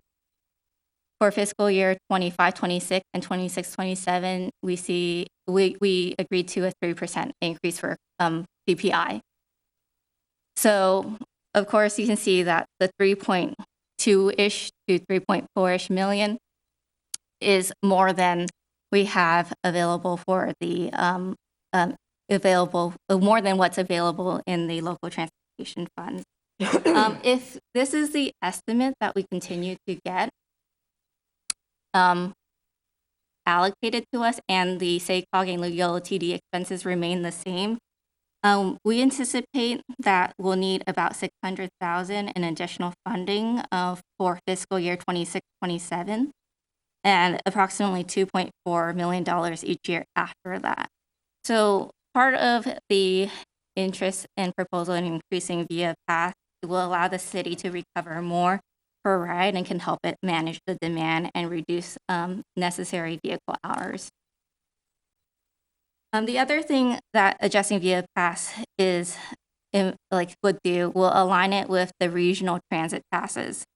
If 4 weeks of VIA pass are consecutively purchased, a rider would pay only $60 for an equivalent of like the month, and then $30 if you are a senior or disabled. In comparison, YOLO buses monthly passes are shown here. As such, you can see that the city's VIA pass is significantly less expensive than YOLO buses transit passes by a month. I'd also like to note that YOLO buses transit passes allow you to take unlimited rides, and VIA pass only allows you to take, again, the 4 rides a day over 7 days. Similarly, VIA pass is also significantly much more affordable than SAC-RT passes, which are the basic pass is $100 for a month, and a senior disabled is half of that. Other VIA markets have also updated their VIA pass price. Arlington, Texas has increased their weekly VIA pass. They give a similar amount of, or exactly the same identical weekly VIA pass program. So 4 rides a day for 7 days. They went from $15 to $25 in January 2021. Palo Alto increased their VIA pass from $20 to $40, and they also have a monthly VIA pass program that they increased from $65 to $130 in December 2024. So tonight I'd like to ask for the commission to provide comments and feedback. We plan to present this information to City Council and seek direction. If City Council is supportive of fare changes, we will implement these changes hopefully with Via Pass and the downtown Sacramento pilot at the same time as to avoid like multiple changes and confusion to riders. If the City Council doesn't support the fare changes, then there will not be any Via Pass changes to be made, and City will continue testing the parameter changes to the downtown Sacramento pilot. So the changes I indicated with removing the Sac Valley station and increasing or implementing a new fare structure and eliminating those rides from Via Pass will still be implemented. We will continue to monitor on-demand program and report regularly back to the TMI Commission, City Council. Again, these proposals can adjust the amount of funding that we need to find given that we have a fiscal cliff in fiscal year 26-27 that we need to fill. And we will reassess what potential funding sources we can apply. And with that, I'll turn it over to the commission. All right. Thank you very much, Ms. Chan, for that very extensive and detailed discussion. We really appreciate it. Before we get going, are there any comments from the public? No. Okay. I just want to clarify, I do see that before we get into the questioning, we are being requested to receive the presentation, 2, to conduct a public workshop to receive feedback on the on-demand service pilot program and fare structure, and 3, recommend to the City Council that we support an increase in the fares, or not recommend it. Is that correct? That is correct. Given that there are no members of the public in which to conduct a workshop, it would just go straight to the commission to provide feedback. Okay, great. Thank you. And with that, I guess we'll open it up for questions and comments. I can. Aye. Oh, sorry. I'll try to be brief, and then I can pass it to you, Commissioner Banks. Okay. Well, thank you, Stephanie. That was a great presentation. I just want to share my experience because I take Via to downtown twice a week and have been since December. I like that you're removing the Sac Valley station. I used that originally when I was going to downtown, and I found that drivers would be confused trying to get into Sac Valley station. And some would, well, one time I was dropped off kind of on the side of the road, which I didn't report because I knew that they were just a bit confused. But I found that Kaiser is a much more easy to navigate, reliable to anticipate how long it will take to do the drop-off because there's less opportunity for wrong turns. So I think that's a good call, just from my own experience. And I want to say that this option to go to downtown has been extremely helpful for me and my family. We have one car in our household, and I also navigate weaving in daycare drop-offs to my schedule to get to work. And without Via, my husband would probably have to drop me off every time I go to downtown since the bus schedule doesn't line up with my complicated schedule. So Via has been extremely helpful for me going to downtown. So I appreciate that you guys are considering keeping this pilot. I mean, it sounds like it's going to 2027, so I hope it just will become a long-term option because it's been really helpful. And I'm wondering if there's other options to consider. I mean, I understand raising the fare. I think that, it's very important to allow for the sustainability of this program. So raising the fare could be a great option. I'm also wondering about, I think we've talked about it before, but the time that Via is operating. I know they go to 11 p.m. I don't know if you have considered that as another cost-saving measure, or maybe Sundays. I remember Sundays were one of the lowest use days. I don't know if you guys have considered a mix maybe of increasing fare as well as limiting times that VIA operates, or if there could be an opportunity for a survey to see, if maybe there's a way to lessen the operating time so that the fare doesn't have to increase quite as much. I'm just wondering how you came to the conclusion of only focusing on raising fares. Sure. We didn't. We can look into testing our changes in hours of operations to the downtown zone in the future. We proposed fare changes, and we looked at the cost to book a ride on Uber and Lyft, and also considered how much it costs the city to operate rides in general, and kind of set that at the maximum that we would even consider setting the downtown ride fares to be. And the rides to downtown from on Uber and Lyft, when we tested throughout the day, typically range from $16 to $30 one way. Mm-hmm. One time I did it, it is that much, yeah. So we just felt like it was still a competitive fare compared to those options. Ask Jason if he wants to chime in with any.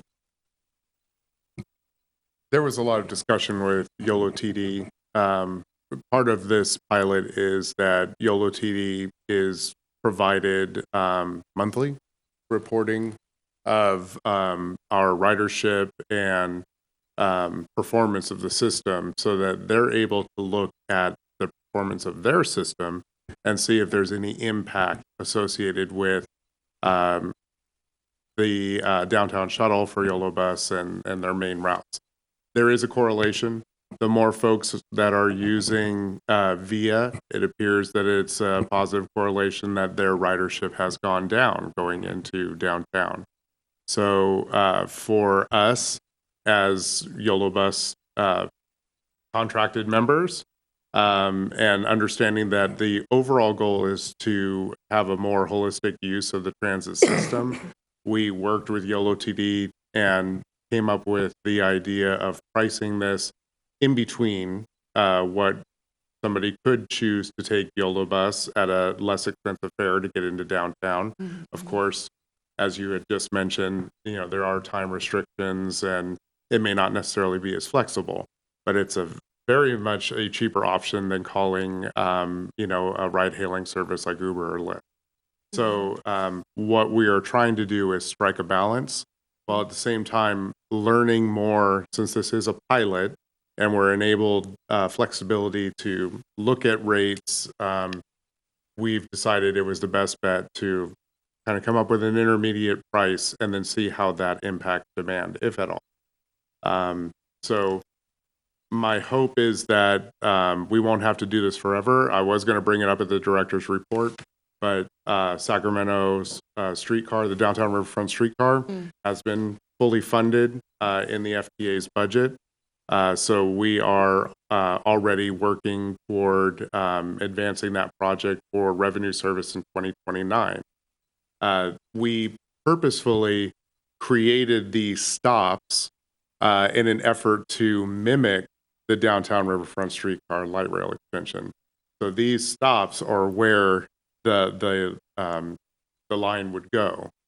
And so when that actually hits revenue service in 2029, it will be redundant service. So we will again be looking at, okay, are we going to have then rides that are discounted that drop you off at light rail, or drop you off at the transit center, locally, so you could pick up YOLO Bus? We're going to have to be looking at this again. So the point of the pilot is to be very dynamic and to see, is there built-in demand for light rail? Yes, we have seen that with the stops that we have now. There are folks who want to get the light rail. What about going to Kaiser? Yes, we are seeing that there is demand to do that as well. So we know that once we get the light rail extension, that's going to open up a lot of doors there. So I think for now, what we're trying to do is just continue to learn through this pilot, while at the same time balancing the interests of our partners in the region. Mm-hmm. I hear you. You're trying to be in between the bus and the Uber/Lyft cost, right? Yeah. Okay. Thank you. That's a helpful explanation. Thank you, Stephanie. I just had a couple questions for you. Can we make, I feel like $28 is a lot of money. Can we make it a little bit more affordable, like maybe 20 to 25 instead of 15? I will open that to the discussion of the commission and see what the commission would like us to recommend to the council. We set it at 28, just given that's just essentially $1 a ride. So 7 rides, the 4 rides a day over 7 days is $28. $1 a ride versus $3.50 if you were to book a single fare. Mm-hmm. So, okay, so if I were to book, let's see, so if I were to use Via 4 times a day for 30 days, that'd be $420.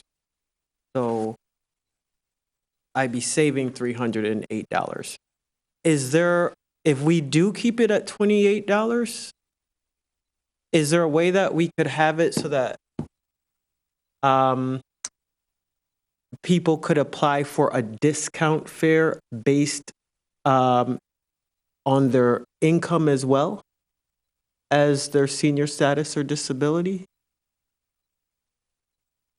I think that is something we can consider, but it will require additional verification, and that's mostly just staff time and something that would need to be presented to the council for consideration. Okay. Just, when Stephanie just mentioned staff time, right now, when folks come in and they need a senior discount, folks will come in and we verify their age with an ID to ensure that, those who are requesting that discount are valid. The same goes for those who ask for, who are disabled, who need wheelchair accessible vehicles. So adding an income verification would be just another layer of administrative. Now, that also means our administrative costs will then go up, and we'll have to account for that as well. So the proposed, anything could be proposed. Staff's recommendation is just an attempt to strike the balance, as I mentioned before, while at the same time working to try to make sure that this program remains solvent. As we continue to reduce the fares, yes, it just means that we need to come up with other local funds from somewhere else that will be able to fund any additional discounts that are provided. So any recommendations that the commission makes can be presented to the city council.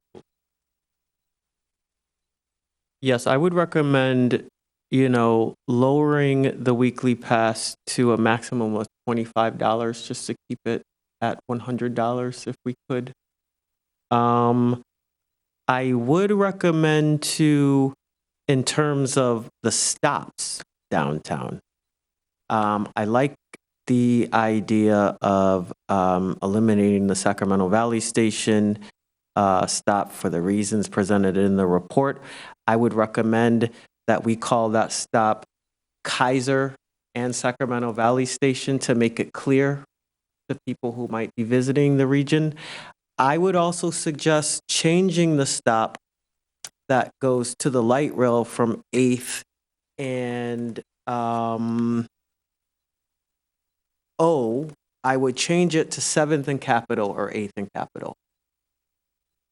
Unfortunately, we have an MOU with Sacramento Regional Transit District in Sacramento and YOLO TD, and the location of the stops were done in concert with the city of Sacramento to ensure that where we're stopping is a legal place for us to stop, and that we're able to do that. The location as it is now was discussed and negotiated, and that was the stop that was agreed to with all parties. We cannot at this point.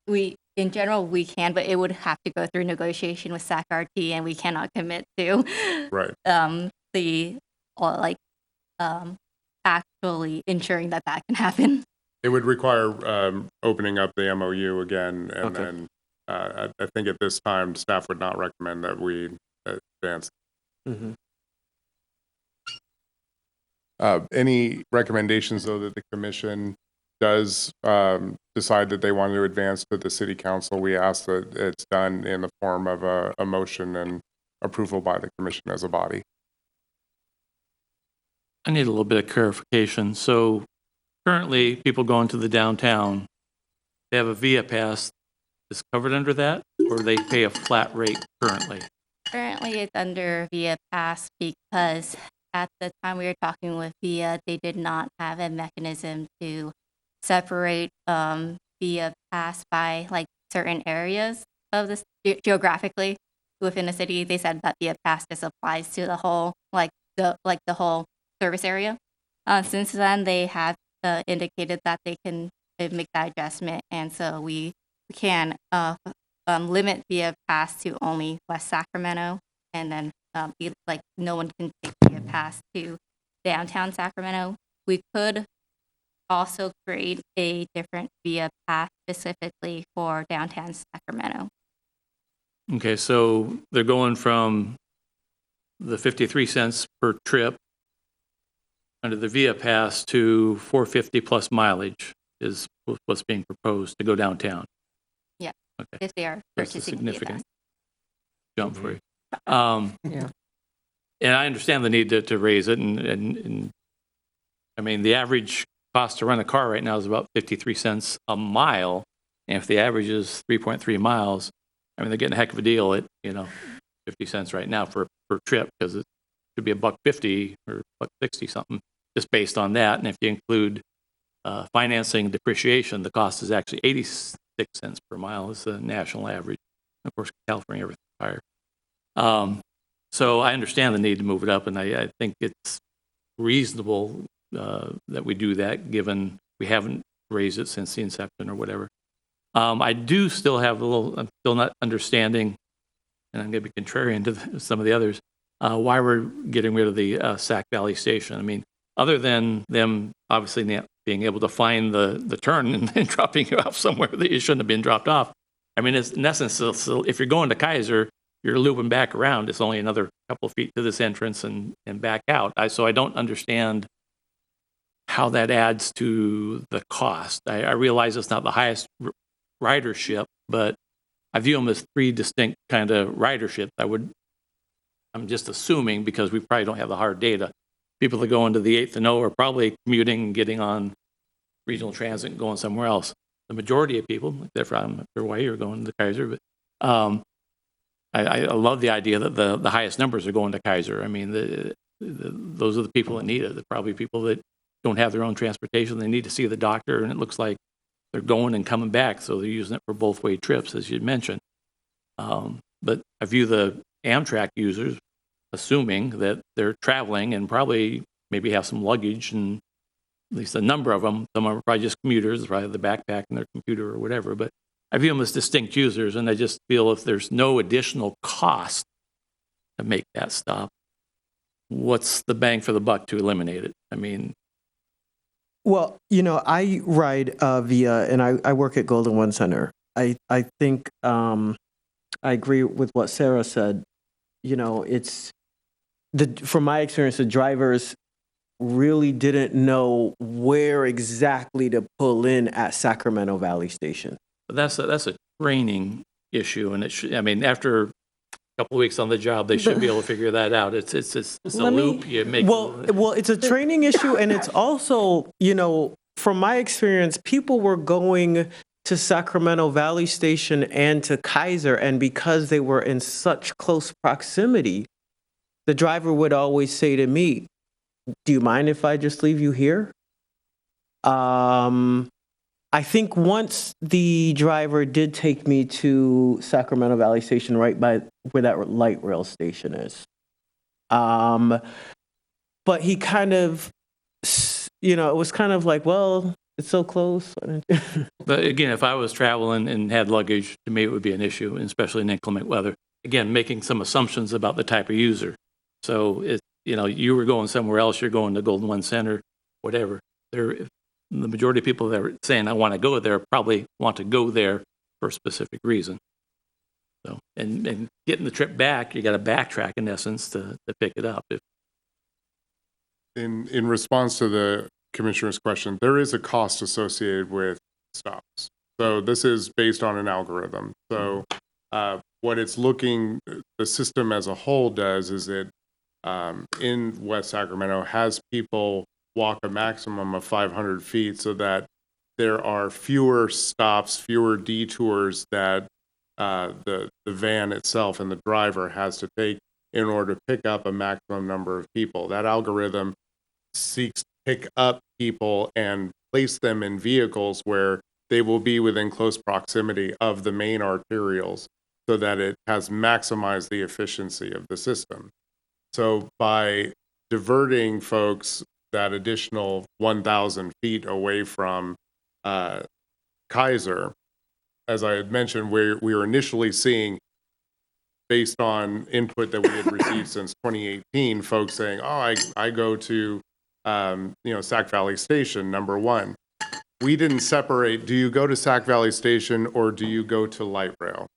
So when folks want to go to Sac Valley Station, oftentimes they're traveling to areas south and east, where you could just get stopped at the 8th and O area, or 8th and N, walk over to the O Street station, and then just continue your trip. So what we're finding is when people say, I want to go to Sac Valley Station, most of the time it was to go to the light rail system and head the direction that you would already be going if you were at the end station. So for those, and that's reflected in our data that shows it is the lowest number of stops to go to Sac Valley Station. So just that little detour does take time. It does take away from the ability of those drivers to quickly return and pick up additional folks and actually cost the city revenue. So that is primarily why city staff, because of the the lowest amount of ridership in the pilot, because it's only 1,000 feet from the other stop. But if you have a wheelie bag or a small bag, that is not, as Stephanie mentioned, there's ramps there, there's sidewalks, right. There's signalized crossings. So it's not a barrier from an ADA standpoint. And I would argue it's not a barrier if you're able-bodied to be walking 1,000 feet. So the payoff is a quicker return time for drivers to pick up other folks and provide more revenue on this. And I noticed too, when I would order a ride on Via from Sacramento Valley Station, it'd have me walk right over to Kaiser because apparently it'd say, sorry, gotta walk over there. I mean, it was not a big deal because I'm never traveling with a lot of stuff. I just wondered, I see now why there is a plan to eliminate it because I had such a hard time even getting a ride there. So there was one time I had to walk from Sacramento Valley Station thinking I was going to get picked up there and go right to 8th and O. It is, as we found, it is an easier pickup drop-off spot. And, the purpose of the pilot is to experiment. We experimented, we've learned, and that's the recommendation. I will say, as a downtown worker, who suffers from asthma, it's been great. Sometime I've had to time it, because sometimes it isn't as fast, or sometimes, what the system will do is that if I request a ride and let's say I'm standing right at the KFC, right in front of the Raley's here at West Sacramento, it might send me over to the McDonald's. Or if I request a ride, okay, pick me up at the McDonald's, the driver might be at the post office. I don't know what that glitch is, or if it is a glitch. Sometimes the exact pickup spot, I'll order it and it'll send me someplace that is a little further out my way. If you experience that, we encourage anyone who experiences technical issues like that are really, really strange, like to reach out to city staff and let us know about it. Okay. We do like sometimes test the system ourselves, but there's only so many things we can catch. So Right. when there's experiences that may seem a little bit weird, it'd be great if you can let us know. And we've had other riders let us know about weird glitches as well when they experience it, and it helps us improve the tech with VIA. Thank you. Real quick, is that feedback received through the VIA app or through emails to the city? You recommended? both, like some riders do try to go through the VIA app and have found maybe the way they have explained their problem to VIA isn't very VIA doesn't understand the issue. Whereas sometimes when they just explain it to city staff or come into city hall to show us on their app what is the issue, we can explain the issue or screenshot the video or of pictures to VIA and let them see what we're seeing. Sometimes it is more so a general person using the app doesn't know how to explain the issue as well to the VIA support system, and that's why kind of the issue gets dropped and we don't really know about it. So is it safe to say that VIA gets better feedback from city staff than from its users? I would say that we're probably able to explain it to them in a way or press it longer enough and continue addressing the issue, whereas some riders might just be well, I tried kind of thing. So we encourage people to go through the app if it's just a general issue, and then we do have riders who call into City Hall because we have our phone number on the VIA webpage. And that's if they're just looking up general information, they'll find that and they'll call us and let us know about the issue. I want to bring up an issue with reliability. I've found that reliability, first of all, let me just say, I take VIA between the hours of 7:30 and 8:30 a.m. And I found that when school is in session, it seems that VIA is less reliable. And, just a correlation, I don't know for sure, but it just might be something that the city might want to kind of think about, because I'm thinking about maybe they're getting stuck at the high school. Because that's the hours when the high school is picking up people are getting dropped off in the morning. And what if I know that people take VIA to the high school and that there's quite lengthy backups over there and maybe they're getting stuck. I have also talked to VIA workers or drivers and asked them, what do you think's going on this morning? And I've often heard that, actually, they are experiencing people calling out because, VIA, the drivers, they pick up shifts a week before. And then if somebody calls out, it's just, now we have less drivers. So I'll say it seems like it's not as big of an issue when school isn't in session. I haven't been having an issue as much lately.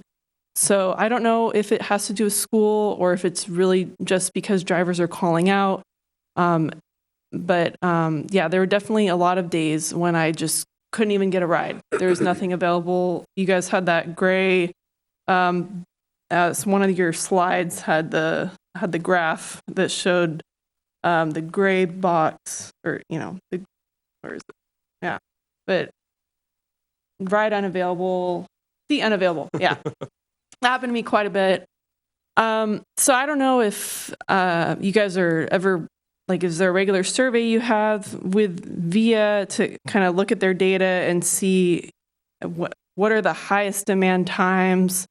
It seems like the mornings. I know that you guys have more people getting dropped off than you have getting picked up from downtown. I saw that in your survey. I also saw in your survey in the agenda packet that reliability is an issue for not just me, a lot of people. So, I don't know if you guys are thinking about how you can improve reliability.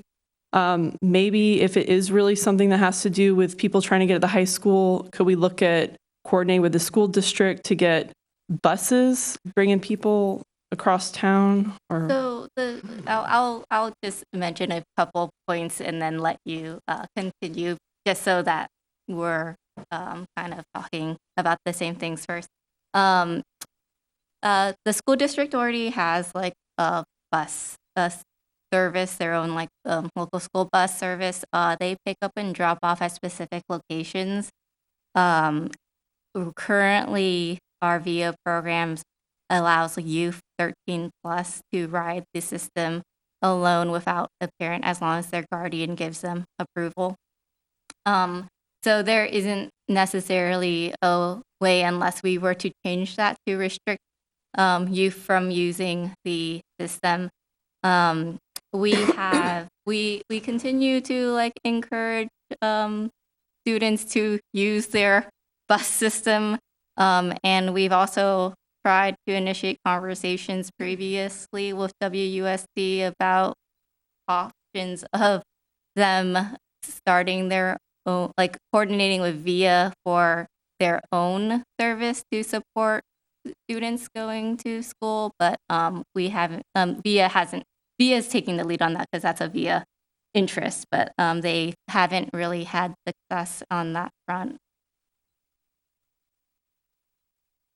We're also, just recently, we were awarded funding. We have a total of around 860,000 grant and local funds to look at transit priority throughout the city. It's called West Sac Forward, so you'll be hearing more about that in the coming months. It probably will not kick off until 2026 because we still have to get the grant agreement signed. The state funding, not federal, through Caltrans. So part of that is to look at updated traffic analysis, look at what's happening traffic-wise in the city. We are doing that as well with other projects, but for this particular, we're looking at on-time transit reliability, including looking at potential solutions like transit-only lanes during peak hours, and other ways that we can have signal priority for transit vehicles, jump lanes or jump queuing lanes where buses can, they go into a left-hand turn lane but jump over into the main lanes. There's different strategies that can be incorporated to make transit services, including on-demand rideshare, better and more of a preferred alternative over single occupant vehicles where you see, massive congestion happening around the high school. That's because there are mostly folks that are taking their students via car. And so, yes, it does tend to capture our transit vehicles, both YOLO bus as well as our VF service. So that's going to take about an 18-month process to go through starting in 2026. But the idea is to come up with strategies that could be implemented throughout the city to make transit better. Does VIA charge us by driver hour, number of driver hours, or do they charge us by the mile? Or They some charge us combination? by vehicle hour, Vehicle hour. similar to driver hour, yeah. Do we have metrics on number of distinct users? I mean, like how many distinct users per mile? I mean, we got a lot of ride information here, but do we know how many distinct users we have any given month? Or We do, or at least we can access it through our like back-end dashboard. I don't have a number on the top of my head. I know you should But ask we- before that, but yeah. I'd just be curious how many actual distinct users we have on any given period, whatever. Mhm. If you want to just put that out when you find that. Okay. And so we're trying to fill a gap. You mentioned some numbers, and that they're not in front of me, but future year gaps. I mean, how full are we filling the hole right now, and when will we have to come back and figure out how to fill some more of the hole? So our current contract term is to fiscal year 26-27, so it would technically end June 2027, same as the timeline of the pilot. Our current gap within this initial term, we have enough funding for next fiscal year, but fiscal year 26-27, we estimate right now a $600,000 gap that we would need to identify before that fiscal year starts. Whether through including if we make this raise and fare, or no, this that might is, help reduce that. Yeah, it Okay. might help reduce it if we can reinvest more fare revenue into our program, or reduce the cost of the amount of driver hours or vehicle hours we're using.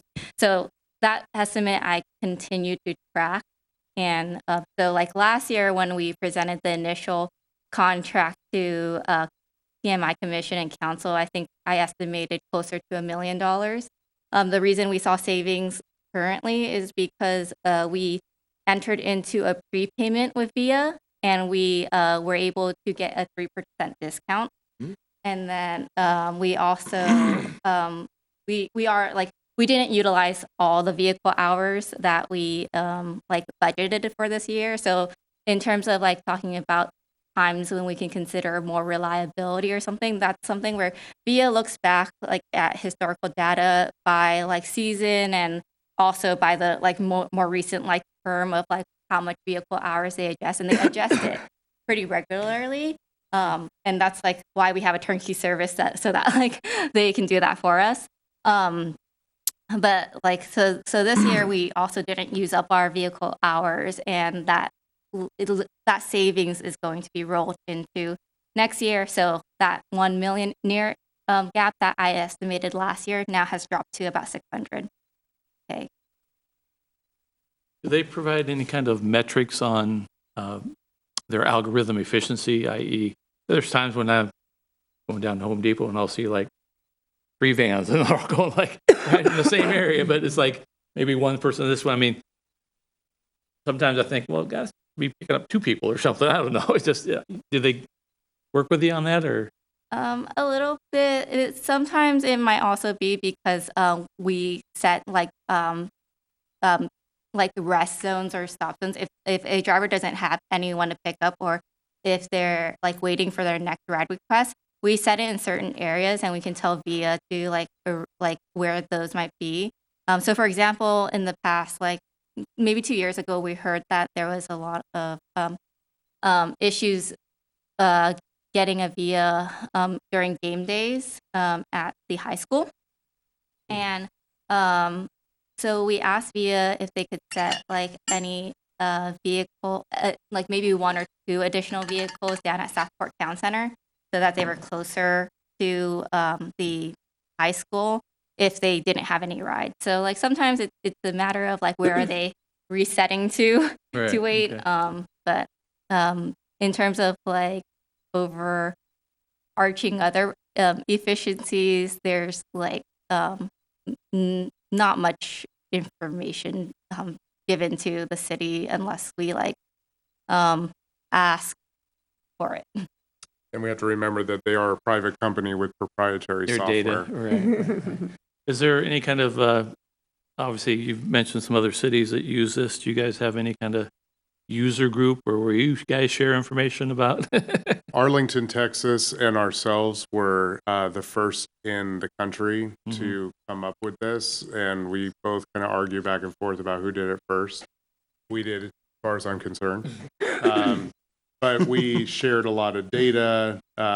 Stephanie has, called other folks. Sarah Tran, who you might remember, was here some time ago and helped launch the system. Often called different folks in different regions to talk with them about their transit services and share information. But since we in Arlington were the first, we were the ones who were sharing the most information. Now Palo Alto has info. There's startups everywhere. So it's pretty easy to get a hold of some of these jurisdictions and, just pick their brain about, what their experience. As Stephanie pointed out, that's where she has the data here from other folks like Arlington, who in 2021 had already raised their VIA pass rates, and we chose not to. But now we're at a point where we think it's, definitely something that we'd recommend. How many other companies out there like Via are providing this service to cities? Or are there? There's a number of them. I don't have like a number on top of my head, but Chariot also submitted a proposal when we first launched the service in 2018. When we did the 2024 RideCo, another service that is still in operation. Some of them have like come and gone, so I'm Right. don't want to. RideCo is one of the largest. They did propose on the latest. Transdev had initially put in. They operate YOLO Bus had put in a proposal. You might know. I think I've mentioned it before that Via operates Sacramonte's Smart Ride.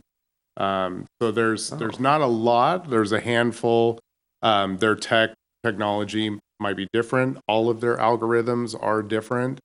Some of them specialize in using larger vehicles, not the smaller vans.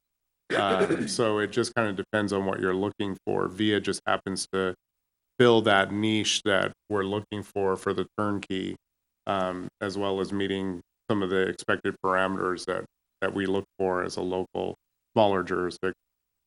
The SACRT uses a kind of like a mini bus, don't they? They do. It's a little bit slightly different, and they're also unionized staff, and so they have a little less flexibility in some places than we do.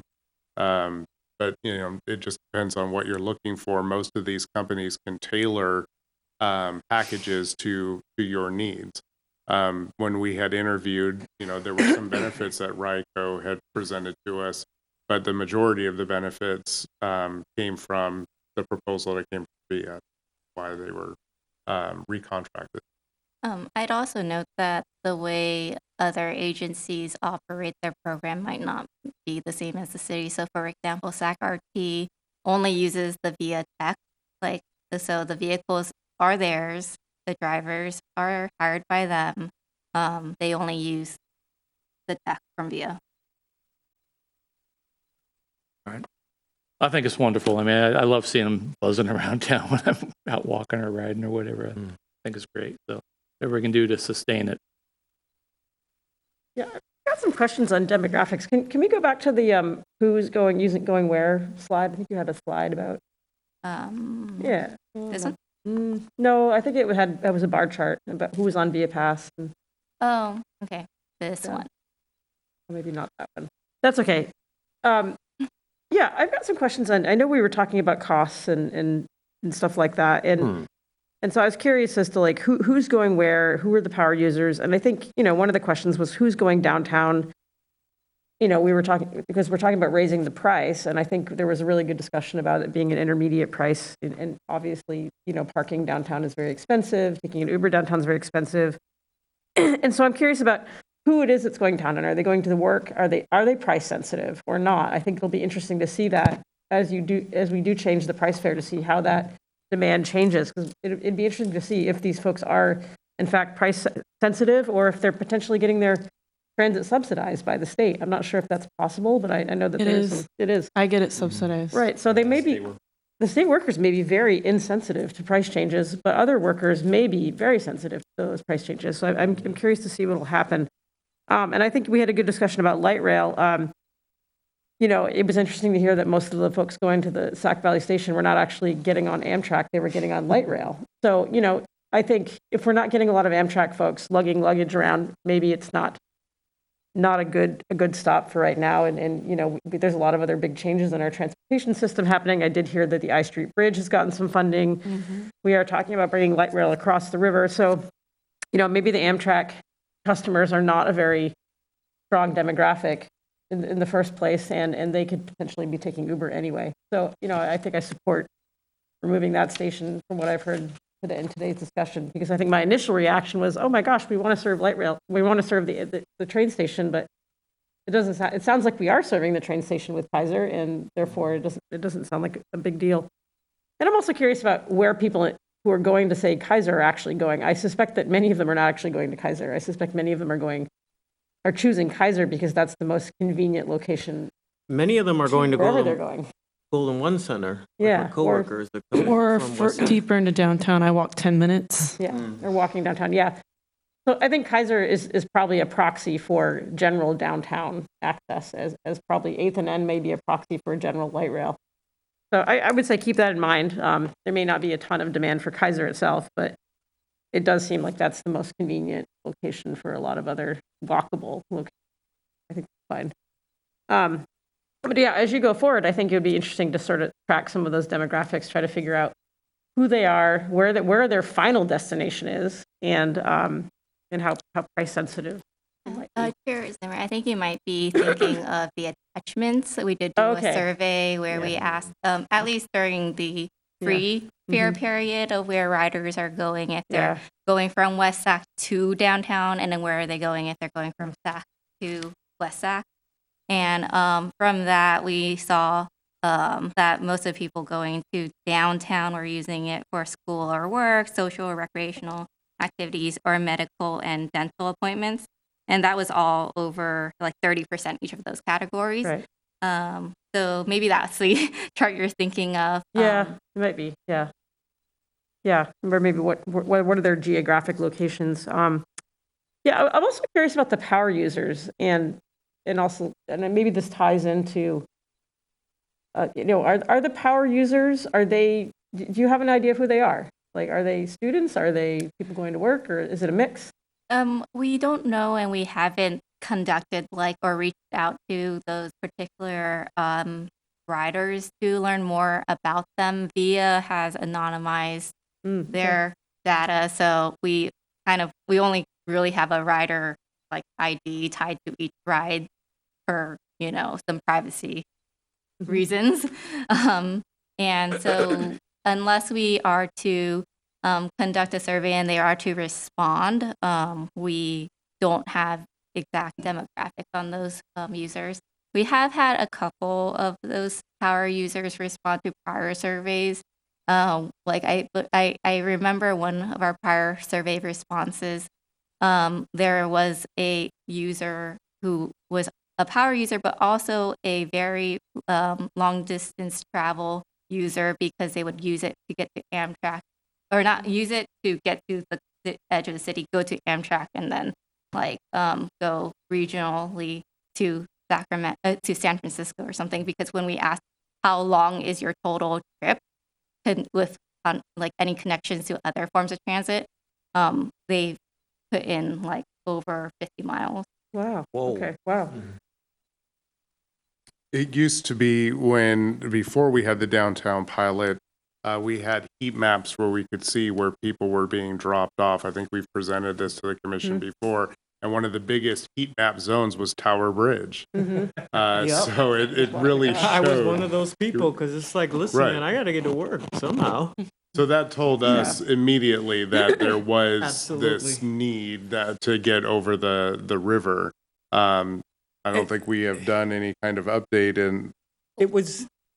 since then. It just seems so logical to get people downtown. We have Golden One Center, the light rail, so I'm so glad that we did this. It changed a lot.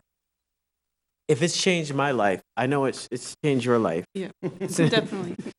We do have information by geographic area, but VIA has changed their data platforms, and I need to wait until they can update some things before I can get those maps, which is why I didn't include them in this presentation. But that's why I knew about 30% more of the downtown rides came from south of the Barge Canal, rather as compared to the north of the Barge Canal. But I don't have updated to June 2025 data, so I didn't want to present outdated information. Yeah, okay. I had another thought when you were talking about school buses and school drop-offs, and that was, if you have a school bus pickup zone in the school, you could have a VIA blackout zone in that area for certain times of day. That way the students aren't, choosing to take VIA instead of the bus that's already been made available for them. You could say, between 7:30 and 8:30, whatever time it is, Monday through Friday, you can't get a VIA in this zone going to this location. So just say, nope, maybe the rest of the day you can, but make the students take the bus. So does the school district, from my understanding, they don't have a transportation program? Well, I think somebody said they do. Yeah. You do. Yeah, because I noticed that, like, okay, so I normally work between 2 and 3. And when the school year is on, I notice that there is specifically a surge from what I see of young people coming to and from high school, specifically older students, teenagers. Why that is, I feel like a lot of students feel safer riding in VIA. A lot of parents feel that it is safer for their kids to ride VIA because, you know, they feel as if walking in certain parts of town aren't very safe in terms of being a pedestrian because of traffic.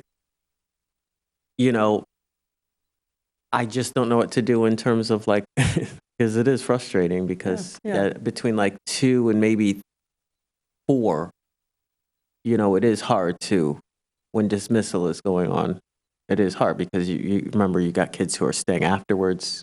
Right. So. Yeah, I mean, if the kids are staying I don't know. afterward and the buses aren't running, that's not the issue. It's if it's 3 o'clock and school gets out and they all want to go to the same location the bus is going anyway, maybe that's an area that VIA doesn't need to be running. I don't know. Like, this is an idea. We can explore that. You know, one thing to keep in mind is, you know, one, we don't want to block out anybody that's in a residential section that wants to pick up VIA. Right. The other is that if we do a blackout zone, the nearest location outside of that is going to be where the students get dropped Right. off, and oftentimes that means crossing a lot of streets in order to get to the destination they need to get to. So we'll just have to analyze that a little bit more. But I think it's an interesting idea. I'd also like to note that our high school is right next to our recreation center, Yep. and Right. Yeah. it would affect any other users just trying to get to the recreation center. One of those people. Right. So you might have, that might be a bad idea because of unintended consequences. Right. Yeah. We've that's And good.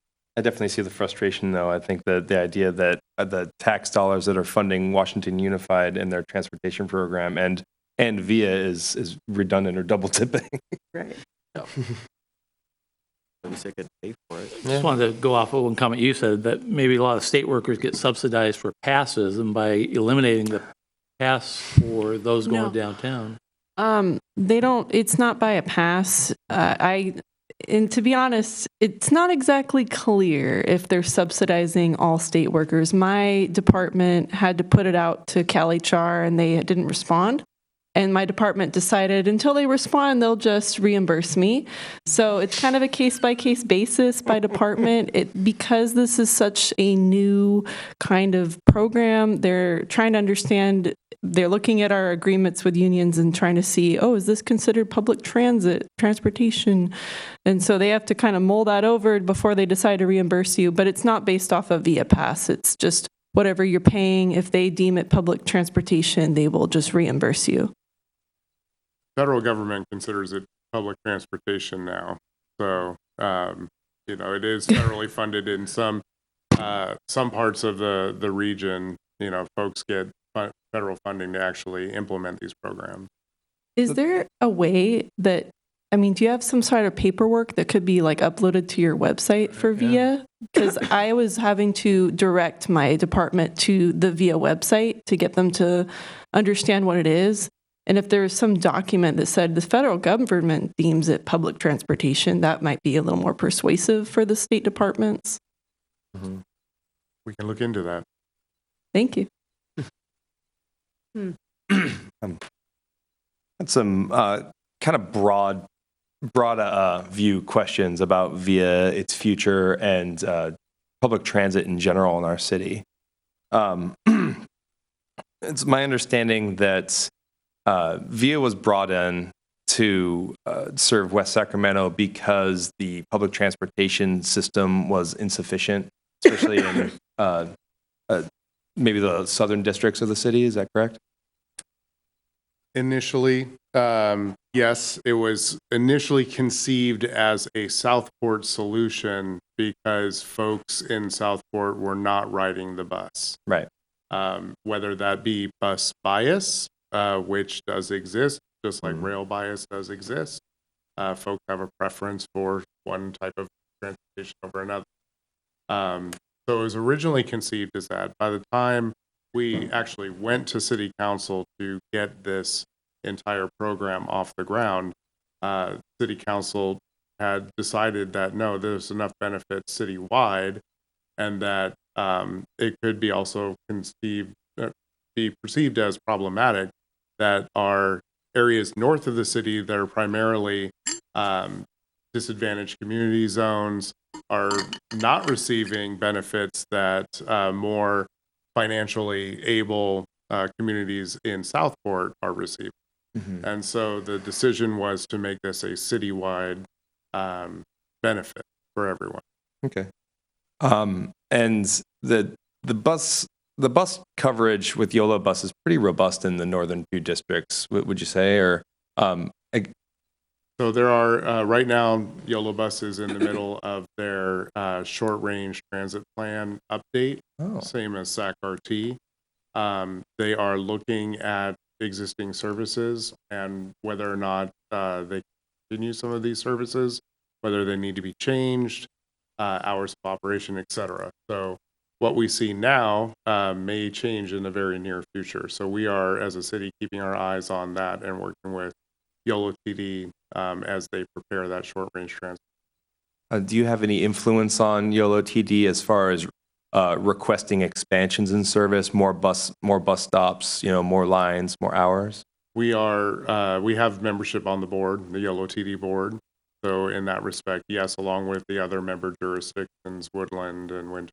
Mm-hmm. I guess I'm hoping, and I imagine it is, that the overall goal long term is to have a more robust bus and transit system to serve the city. And maybe as that, say if the bus system became incredibly robust, served all members of the community, that something like VIA would become less over time, less of a priority, or possibly be phased down or phased out. So, in concept, yes, but we did have a very robust bus system that people were not riding, and that is the reason we had. I remember when I was first starting at the city in 2014. We had interns 2014, 2015, and we all noticed that a lot of the buses were running empty. So we sent our interns out to count over an entire week, ride every line all day long, and count how many people they saw. Mm-hmm. I remember the one line that went by the ziggurat, I think it was the 240, I could be wrong, but that one had 2 riders all day. That was it.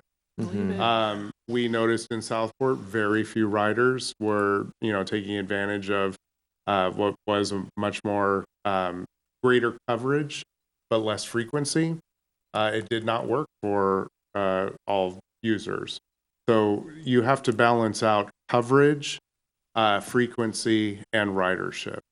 So you could have coverage all day long that's very frequent, but if people aren't riding it, the city can't afford it.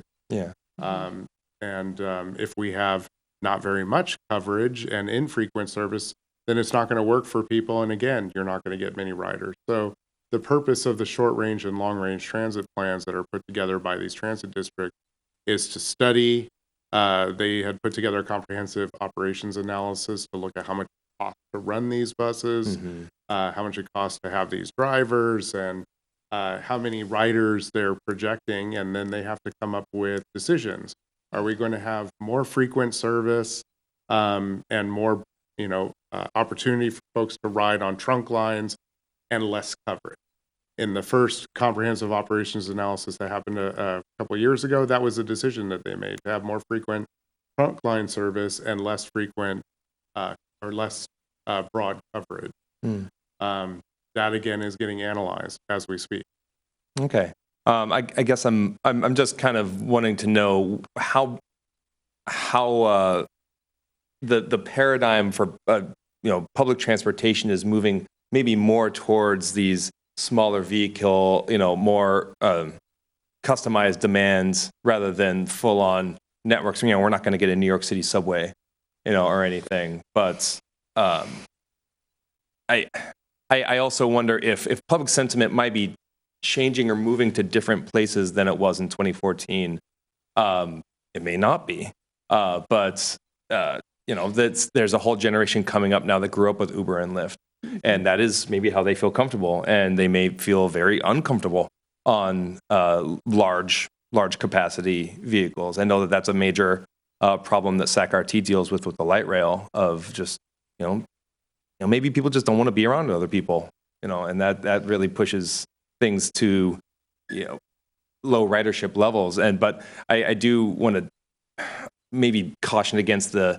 idea that people won't come if you build it. But anyway, I think you've answered my questions with that. I think as far as moving the discussion along, we want to talk about whether or not we recommend a fare increase or not. I wanted to ask, now, is this, I saw that it was a fare increase on the passes. Are we also voting on a increase overall for the non-Via Pass riders up to from $3.50 to $4.50 plus the $1 mileage? So the pilot, we're not asking for commission or council action. The pilot can be, due to the nature of a pilot, it's just something that like the city can adjust and test. In general, this was to more so provide an update. We can pass along your feedback in general up to our city manager to see if that influences any direction, but it's more so by city direction to adjust or set the pilot. In terms of so that's why the recommendation on the agenda is written more so on the Via Pass and that fare. Right, and that's because they're kind of using more of the hours relative to the revenue it's bringing in. Mm-hmm. Okay. Okay. Thank you very much for that. The last kind of thing I want to hit on is I think the priority for the city is to increase youth, senior, and disabled access to transit, and there is kind of a give and take here of increased ridership on Via and higher fees. Do you find that there's potential or a problem-solving aspect to if ridership was really pushed? If there were more people using these passes, would a fare increase be as necessary? Or do you think we're at like a capacity or a critical mass of users for Via right now? I mean, I think the fact that like 45% of weekly bookings are made on Via Pass does signify the and the just overall like vehicle hours that are utilized by Via Pass in general. So this first two columns, the middle group together are overall Via Pass. So you can see that Via Pass users in general account for 16% of the riders, and they take up close to 50% of the budget. Right, so more pass users means we're going the opposite direction. Okay, we do go the wrong way. Right. Okay. Okay, well, that being said, I do think that we do want to provide a service to get people over the bridge to the city, and the upcoming trolley system going over the bridge, is that something that's more funded by WestSac or more funded by Sacramento? So it's just to correct, it's not a trolley, so it's actually going to be the light rail service that you see now. So Great. It's an extension of light rail. It was called the Downtown Riverfront Streetcar. It's simply called streetcar because streetcar is any light rail system that operates in street. So that's what this is doing. So it's what you're seeing is SAC-RT's regional light rail system is just coming over the bridge into West Sac. So that is funded in part by ourselves. The city in 2008 voted overwhelmingly to approve a $25 million budget for light rail for our contribution. It's also being funded substantially by what was the Obama administration provided $50 million in federal funds. We have another 38 million, 38.25 that was just approved under the Trump administration. And then we have TIRSIP, that's a Transit and Intercity Rail Capital Program. We received a $30 million grant from the state on that. We also received funding from the city of Sacramento to the tune of around $7 million. SACOG provided $5 million. So it's just a conglomerate of funding sources that brought this forward. In the future, there's going to have to be some discussion about how the operations and maintenance is covered. Are we annexing into Sacramento Regional Transit District with a member on the board there? Are we funding that out of general fund? So there's a lot of questions on the O&M side that are actually now coming to the forefront that are going to have to be worked out before we get a signed grant agreement from the federal government for the total $86.25 million that's required for them. Okay. Sorry, I have a personal matter and I need to excuse myself. I understand we have a quorum without me, so I'm going to have to go.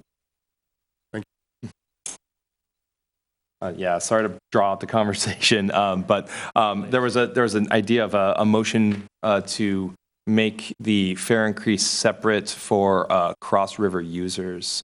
I think it's a priority to support people using VIA to get across the river until that light rail system is put into play. So if the commission is willing, I'd like to motion to make maybe a separate fare increase for the power users or for the pass users going over the bridge than the pass users staying within the city limit. So right now, we've been asked to recommend to the city council whether we increase the Via Pass fares to $28 regular and $14 discounted. So earlier we had a discussion about $28 being too much money. I wanted to also note that there is a discounted fare available for those who qualify, and I'm not sure who qualifies if that would do it. Separately, I think we're also talking about Via Pass users who go over the bridge and those who do not go over the bridge. I don't know if that's something that could be possible, if there could be a Via Pass with bridge access and a Via Pass without bridge access, but I think that's what you're potentially proposing, that there'd be two different fare structures. Yeah, is that a possibility? City staff's recommendation in the pilot, which we're not asking for commission's input on that because it is a pilot and we're experimenting with it. We are not going to be permitting Via Pass to be used for downtown. So that's just not on the table to have pass users cross the river? No. No. And we wanted to give an update of like what we're planning to do, and the feedback that you're giving right now is useful for us to consider in terms of future changes to the pilot program, because we will continue making changes to the pilot parameters up until 2027. Okay, so the commission is not being asked to make any kind of motions on the pilot. We're going to allow the pilot remain a pilot and let city staff continue to experiment and hopefully collect some data on how price sensitive customers are with the pilot and how many I'm not sure how many Via Pass users are going across the bridge, but I thought it was roughly the same amount as going anywhere else in the city. Yeah, a lot of our data indicates that Via, at least in terms of time of day and like day of the week and everything, is pretty closely aligned with the intracity or the overall program. So I haven't like extracted Via Pass specifically for downtown, but like given that everything else I have extracted and separated out is very similar in percentages, I would think that. Yeah, so maybe as you continue to do the pilot, there'd be keep that in mind, and if there's some way to have a Via Pass add-on for bridge users, that could be another section of the pilot. We could I think that's maybe what was being expressed, is keep that in mind. All right, so separately, we wanted to talk about this fare increase, and we do need to make a motion on this. The fares are proposed to be increased to $28 for regular users and $14 for discounted users, which I believe are seniors and disabled, and perhaps, is it low-income folks as well? Is that the other? Not category? currently, no. So seniors and disabled are eligible for discounted passes. And youth. And youth? No, currently our program only allows for seniors and Okay. And people on Medicaid. I think If they are seniors, yeah. People who are Medicare on seniors and not just people who aren't seniors on Medicare? No, we only have a senior discount and those that are disabled. So can we add people who are, who have Medi-Cal to that? It could be possible. It's just an administrative change. Let's add people who have Medi-Cal, people who receive CalFresh, and veterans. That's for the city council to decide and a recommendation that you can make. So can I? So Commissioner Banks, would you like to make a motion to approve the fare increases, but with the caveat that the discounted users should include people on Medi-Cal, people who are eligible for CalFresh, and veterans? Yes. Is that your motion? Yes, I would like to make a motion to increase the fare value so long as we increase the eligibility for Medi-Cal, CalFresh, veteran. I do have some concerns, as you mentioned earlier. How do you validate that? Those are a variety of separate programs that are going to drive administrative costs to validate versus senior is you are X amount old, and like when I got my discount, I just scanned my photo and driver's license and proof. I think Steve did it actually. I mean, if it's as simple as verifying that you are a senior, we can simply verify people receive Medi-Cal and CalFresh in their veteran status. I would say in terms of like Medicare and Medi-Cal, if you are qualifying for those programs because you have a disability, or you're over the age, then you also therefore qualify for the VIA discount, your discount. The other thing in terms of tracking or like low income or income based verification is that's something that we have to continuously check for. Mm-hmm. Versus age is like once you're that age, I know you're not getting any younger. And then so you're talking about how they have to recertify. Yes. So I would just note that there is would be a recertification process with an income-based eligibility. We would need to research how much time, staffing, resources that's going to take. Mm-hmm. This sounds like it may require hiring an additional, at least part-time person. So already that would far exceed budget availability for this program. So we would have to research that to see what it would take and figure out if it's even feasible for us to do it with current staffing or if we need to hire more people to be able to do that. And then what that's going to do for what is already a deficit in the program is more than likely going to be an even greater deficit. So we'll have to figure out then, do we then increase even further cost or, per ride on other users?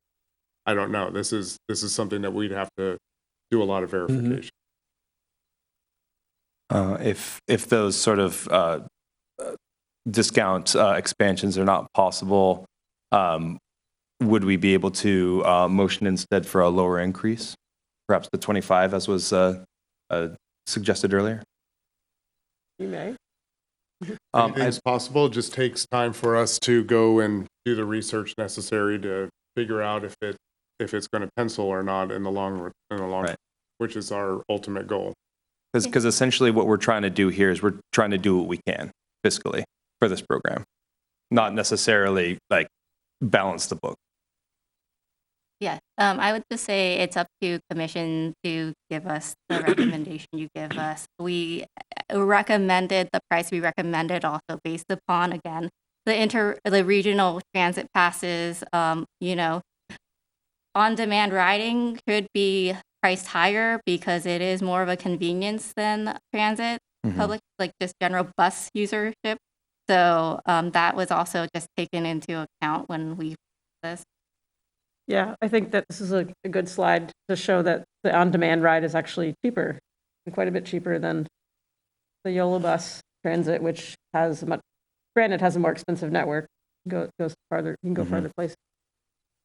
Last time we spoke about YOLO, our recommendation was to, I believe, to cut the hours, the service hours. Is that correct? And if so, did City Council pass that or reject that? Just as a City reminder. Council did not want to make changes to the program parameters, so that's also been something where even though we bring to the Commission's recommendations to Council in our report, they have the final direction to City staff on how to proceed.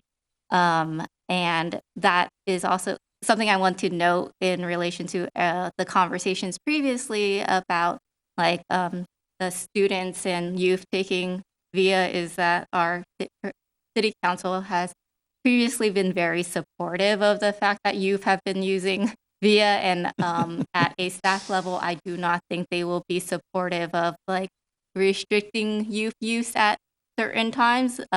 Although we can again make the recommendation based upon whatever Commission directs us to recommend to City Council, but just as a note of what we've heard from the current council in the past. Could you bring up you had the slide that showed the actual cost per trip by fiscal year? Yeah, so this is what the city is subsidizing already, right? So if they buy the pass at the increased rate and use it like a power user would use it, they're paying approximately $1 a ride, right? Yes. Is that what it was? Mm-hmm. And the so city is they're paying paying $1 a 15. ride and getting $16 of subsidized ride cost. And this is why we are In the working deficit. to try to bridge that gap. And you're still not filling the whole gap. So I totally I think what you're proposing is a reasonable approach. Well, I'd love to be able to, help more, but we're giving away $16.25 per ride already subsidized. People aren't having to buy a car. They're not, having to deal with all that.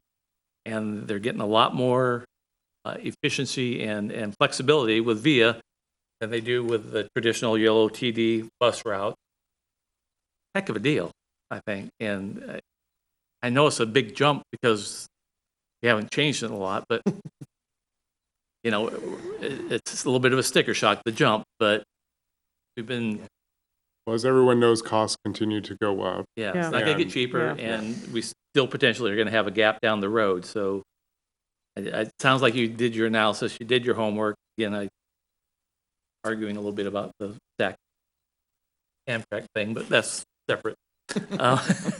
Seems like it's a hell of a deal to me. So And we will never price the VIA cost any, like we can't as this local agency, government agency, price it more than what it costs cost to us. Of provide, course. yeah, I mean, it's like water or Mhm. sewer or whatever. You pay what. So we're not subsidizing the water and sewer, subsidizing this. And so again, as we continue with our initial attempts at the adjusting the pilot will remain under the estimated costs, because we estimate that like even with the distance-based pricing, that a single ride will cost at max $12.50. And we will just continue to monitor that, and it provides us one of our more restrictive ends of how much ridership would be with our pricing. And something that we heard from our city council when we first initiated the pilot was that they were aware of the deficit, and they felt that potentially the pilot was supporting Sacramento more than it was benefiting West Sac. The survey indicates that there are a lot of West Sac users, like West Sac residents using the program. And, they wanted to also, at least when we initiated the pilot, wanted to recover more cost per ride. So hopefully as we initiate the changes, we can kind of accomplish some of those goals and then adjust down if we can. Makes sense. I mean, I understand it. But it's going to be a bigger shock for them, actually, because they're going from using the VIA Pass and getting subsidized that to paying closer to the full, probably within like 75% of the full cost. City sub. That would be if they're taking a ride from the furthest part of Southport, Southport yes. into downtown, yeah. And there's not much development at the end of our city so far. So hopefully not many people are paying that full 50. If we decide to raise the price for these passes, I believe we had the similar conversation about parking costs. Would there ever be any situation where these costs would go down? Well, this is it is possible, but trends are that again, costs are going up, so it is possible. Anything's possible. Okay. I would note that if there were city council direction or like approval of a budget in any future scenario of like just subsidizing full transit fares, that could happen, but that's again upon like finding the money to subsidize all that. Right. That would be assuming, say, a general fund contribution, and again, that would have to be a decision made by. Yeah. Yeah, and that's the only thing that gives me pause when it comes to voting to, I don't want to sound adversarial, but voting to pass the price increases that are recommended rather than maybe slow walking it a little bit more. Just because we do have a responsibility to, not make the costs go up more than they need to. It may result in more work for city staff and shoring up the remaining balance. But yeah, that's just my 2 cents on that. Well, folks, I think we should probably make a motion on something here. The motion that has been suggested to us by city staff is to increase the fees to $28 for regular fares, and then of course discounted fares are as they are. If we add caveats, that would increase administrative costs for city staff.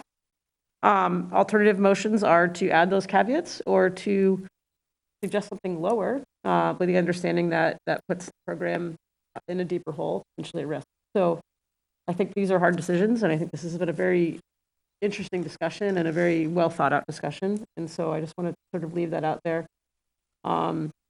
For folks, I'm not sure that we are all in agreement, and I think that's okay.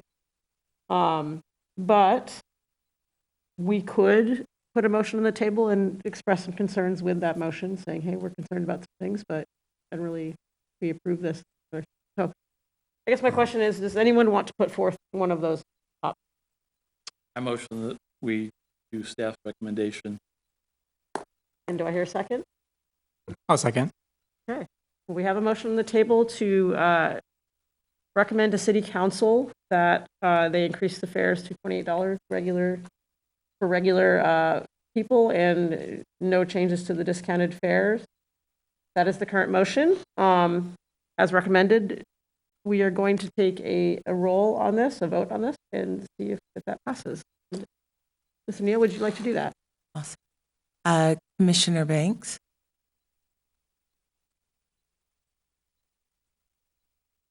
Abstain. Commissioner Rohr? Nay. Chair Zimmer? Aye. Commissioner Cummings? Aye. Commissioner Four? Aye. Okay, and with that, the motion passes with 3 ayes, 1 nay, and 1 abstain. With the concerns previously expressed about sort of a sudden increase in cost and inaccessibility to sort of low-income users. So thank you all for that discussion. It was very, very good. Appreciate it. I think with that closes that item 4. And we are going to move on to the general administration function part 2. Director's report. Do we have a director's report? Yes, actually, we do want to introduce our intern. Did you want to come up and tell us a little bit about yourself and the Summer Steps program? Oh, if you could come up. Come on up. Welcome. Come on up. Introduce yourself. Happy to have you. Hi. Just keep doing this.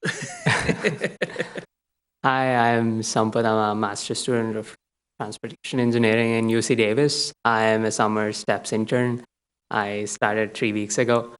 My undergrad was in civil engineering, and I interned in a city government back in India for city of Chennai. And that's how I got interested in urban transportation. My research is primarily on surrogate safety measures, that's on pedestrian and bicycle safety. There was a fair bit of conversation today about safety outside crashes. That's my research. I research on unsafe aspects that are not necessarily crashes, but are near misses, are potentially places where there could be crashes.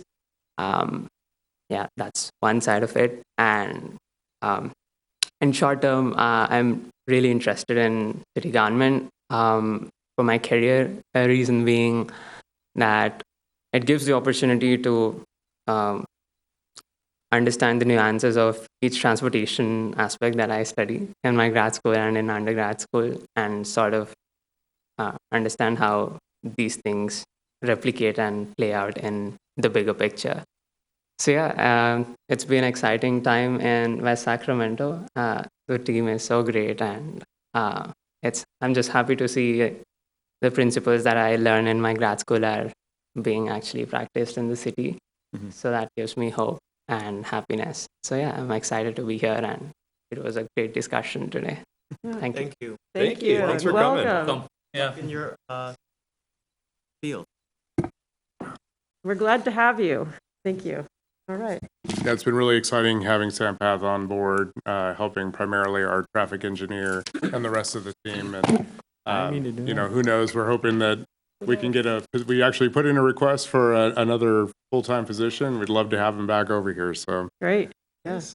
I do have one other item. So I mentioned the good news about light rail. Also, you probably have heard in the news maybe about the I Street replacement bridge. So that's C Street Rail Yards Bridge is going to be advancing, as well as a deck conversion, which are happening right now simultaneously as far as the design goes. So we're almost fully funded. We were fully funded, but the costs have gone up a little bit on the deck conversion. But I'm confident that we'll find the funds that we need along with our value engineering to reduce the cost to make both those projects happen very Fully quickly. funded for design or fully funded for design? Fully and funded for construction. And so that makes both projects now able to advance. So the C Street Rail Yards Bridge, as we're calling it, U.S. Coast Guard calls it the C Street Bridge.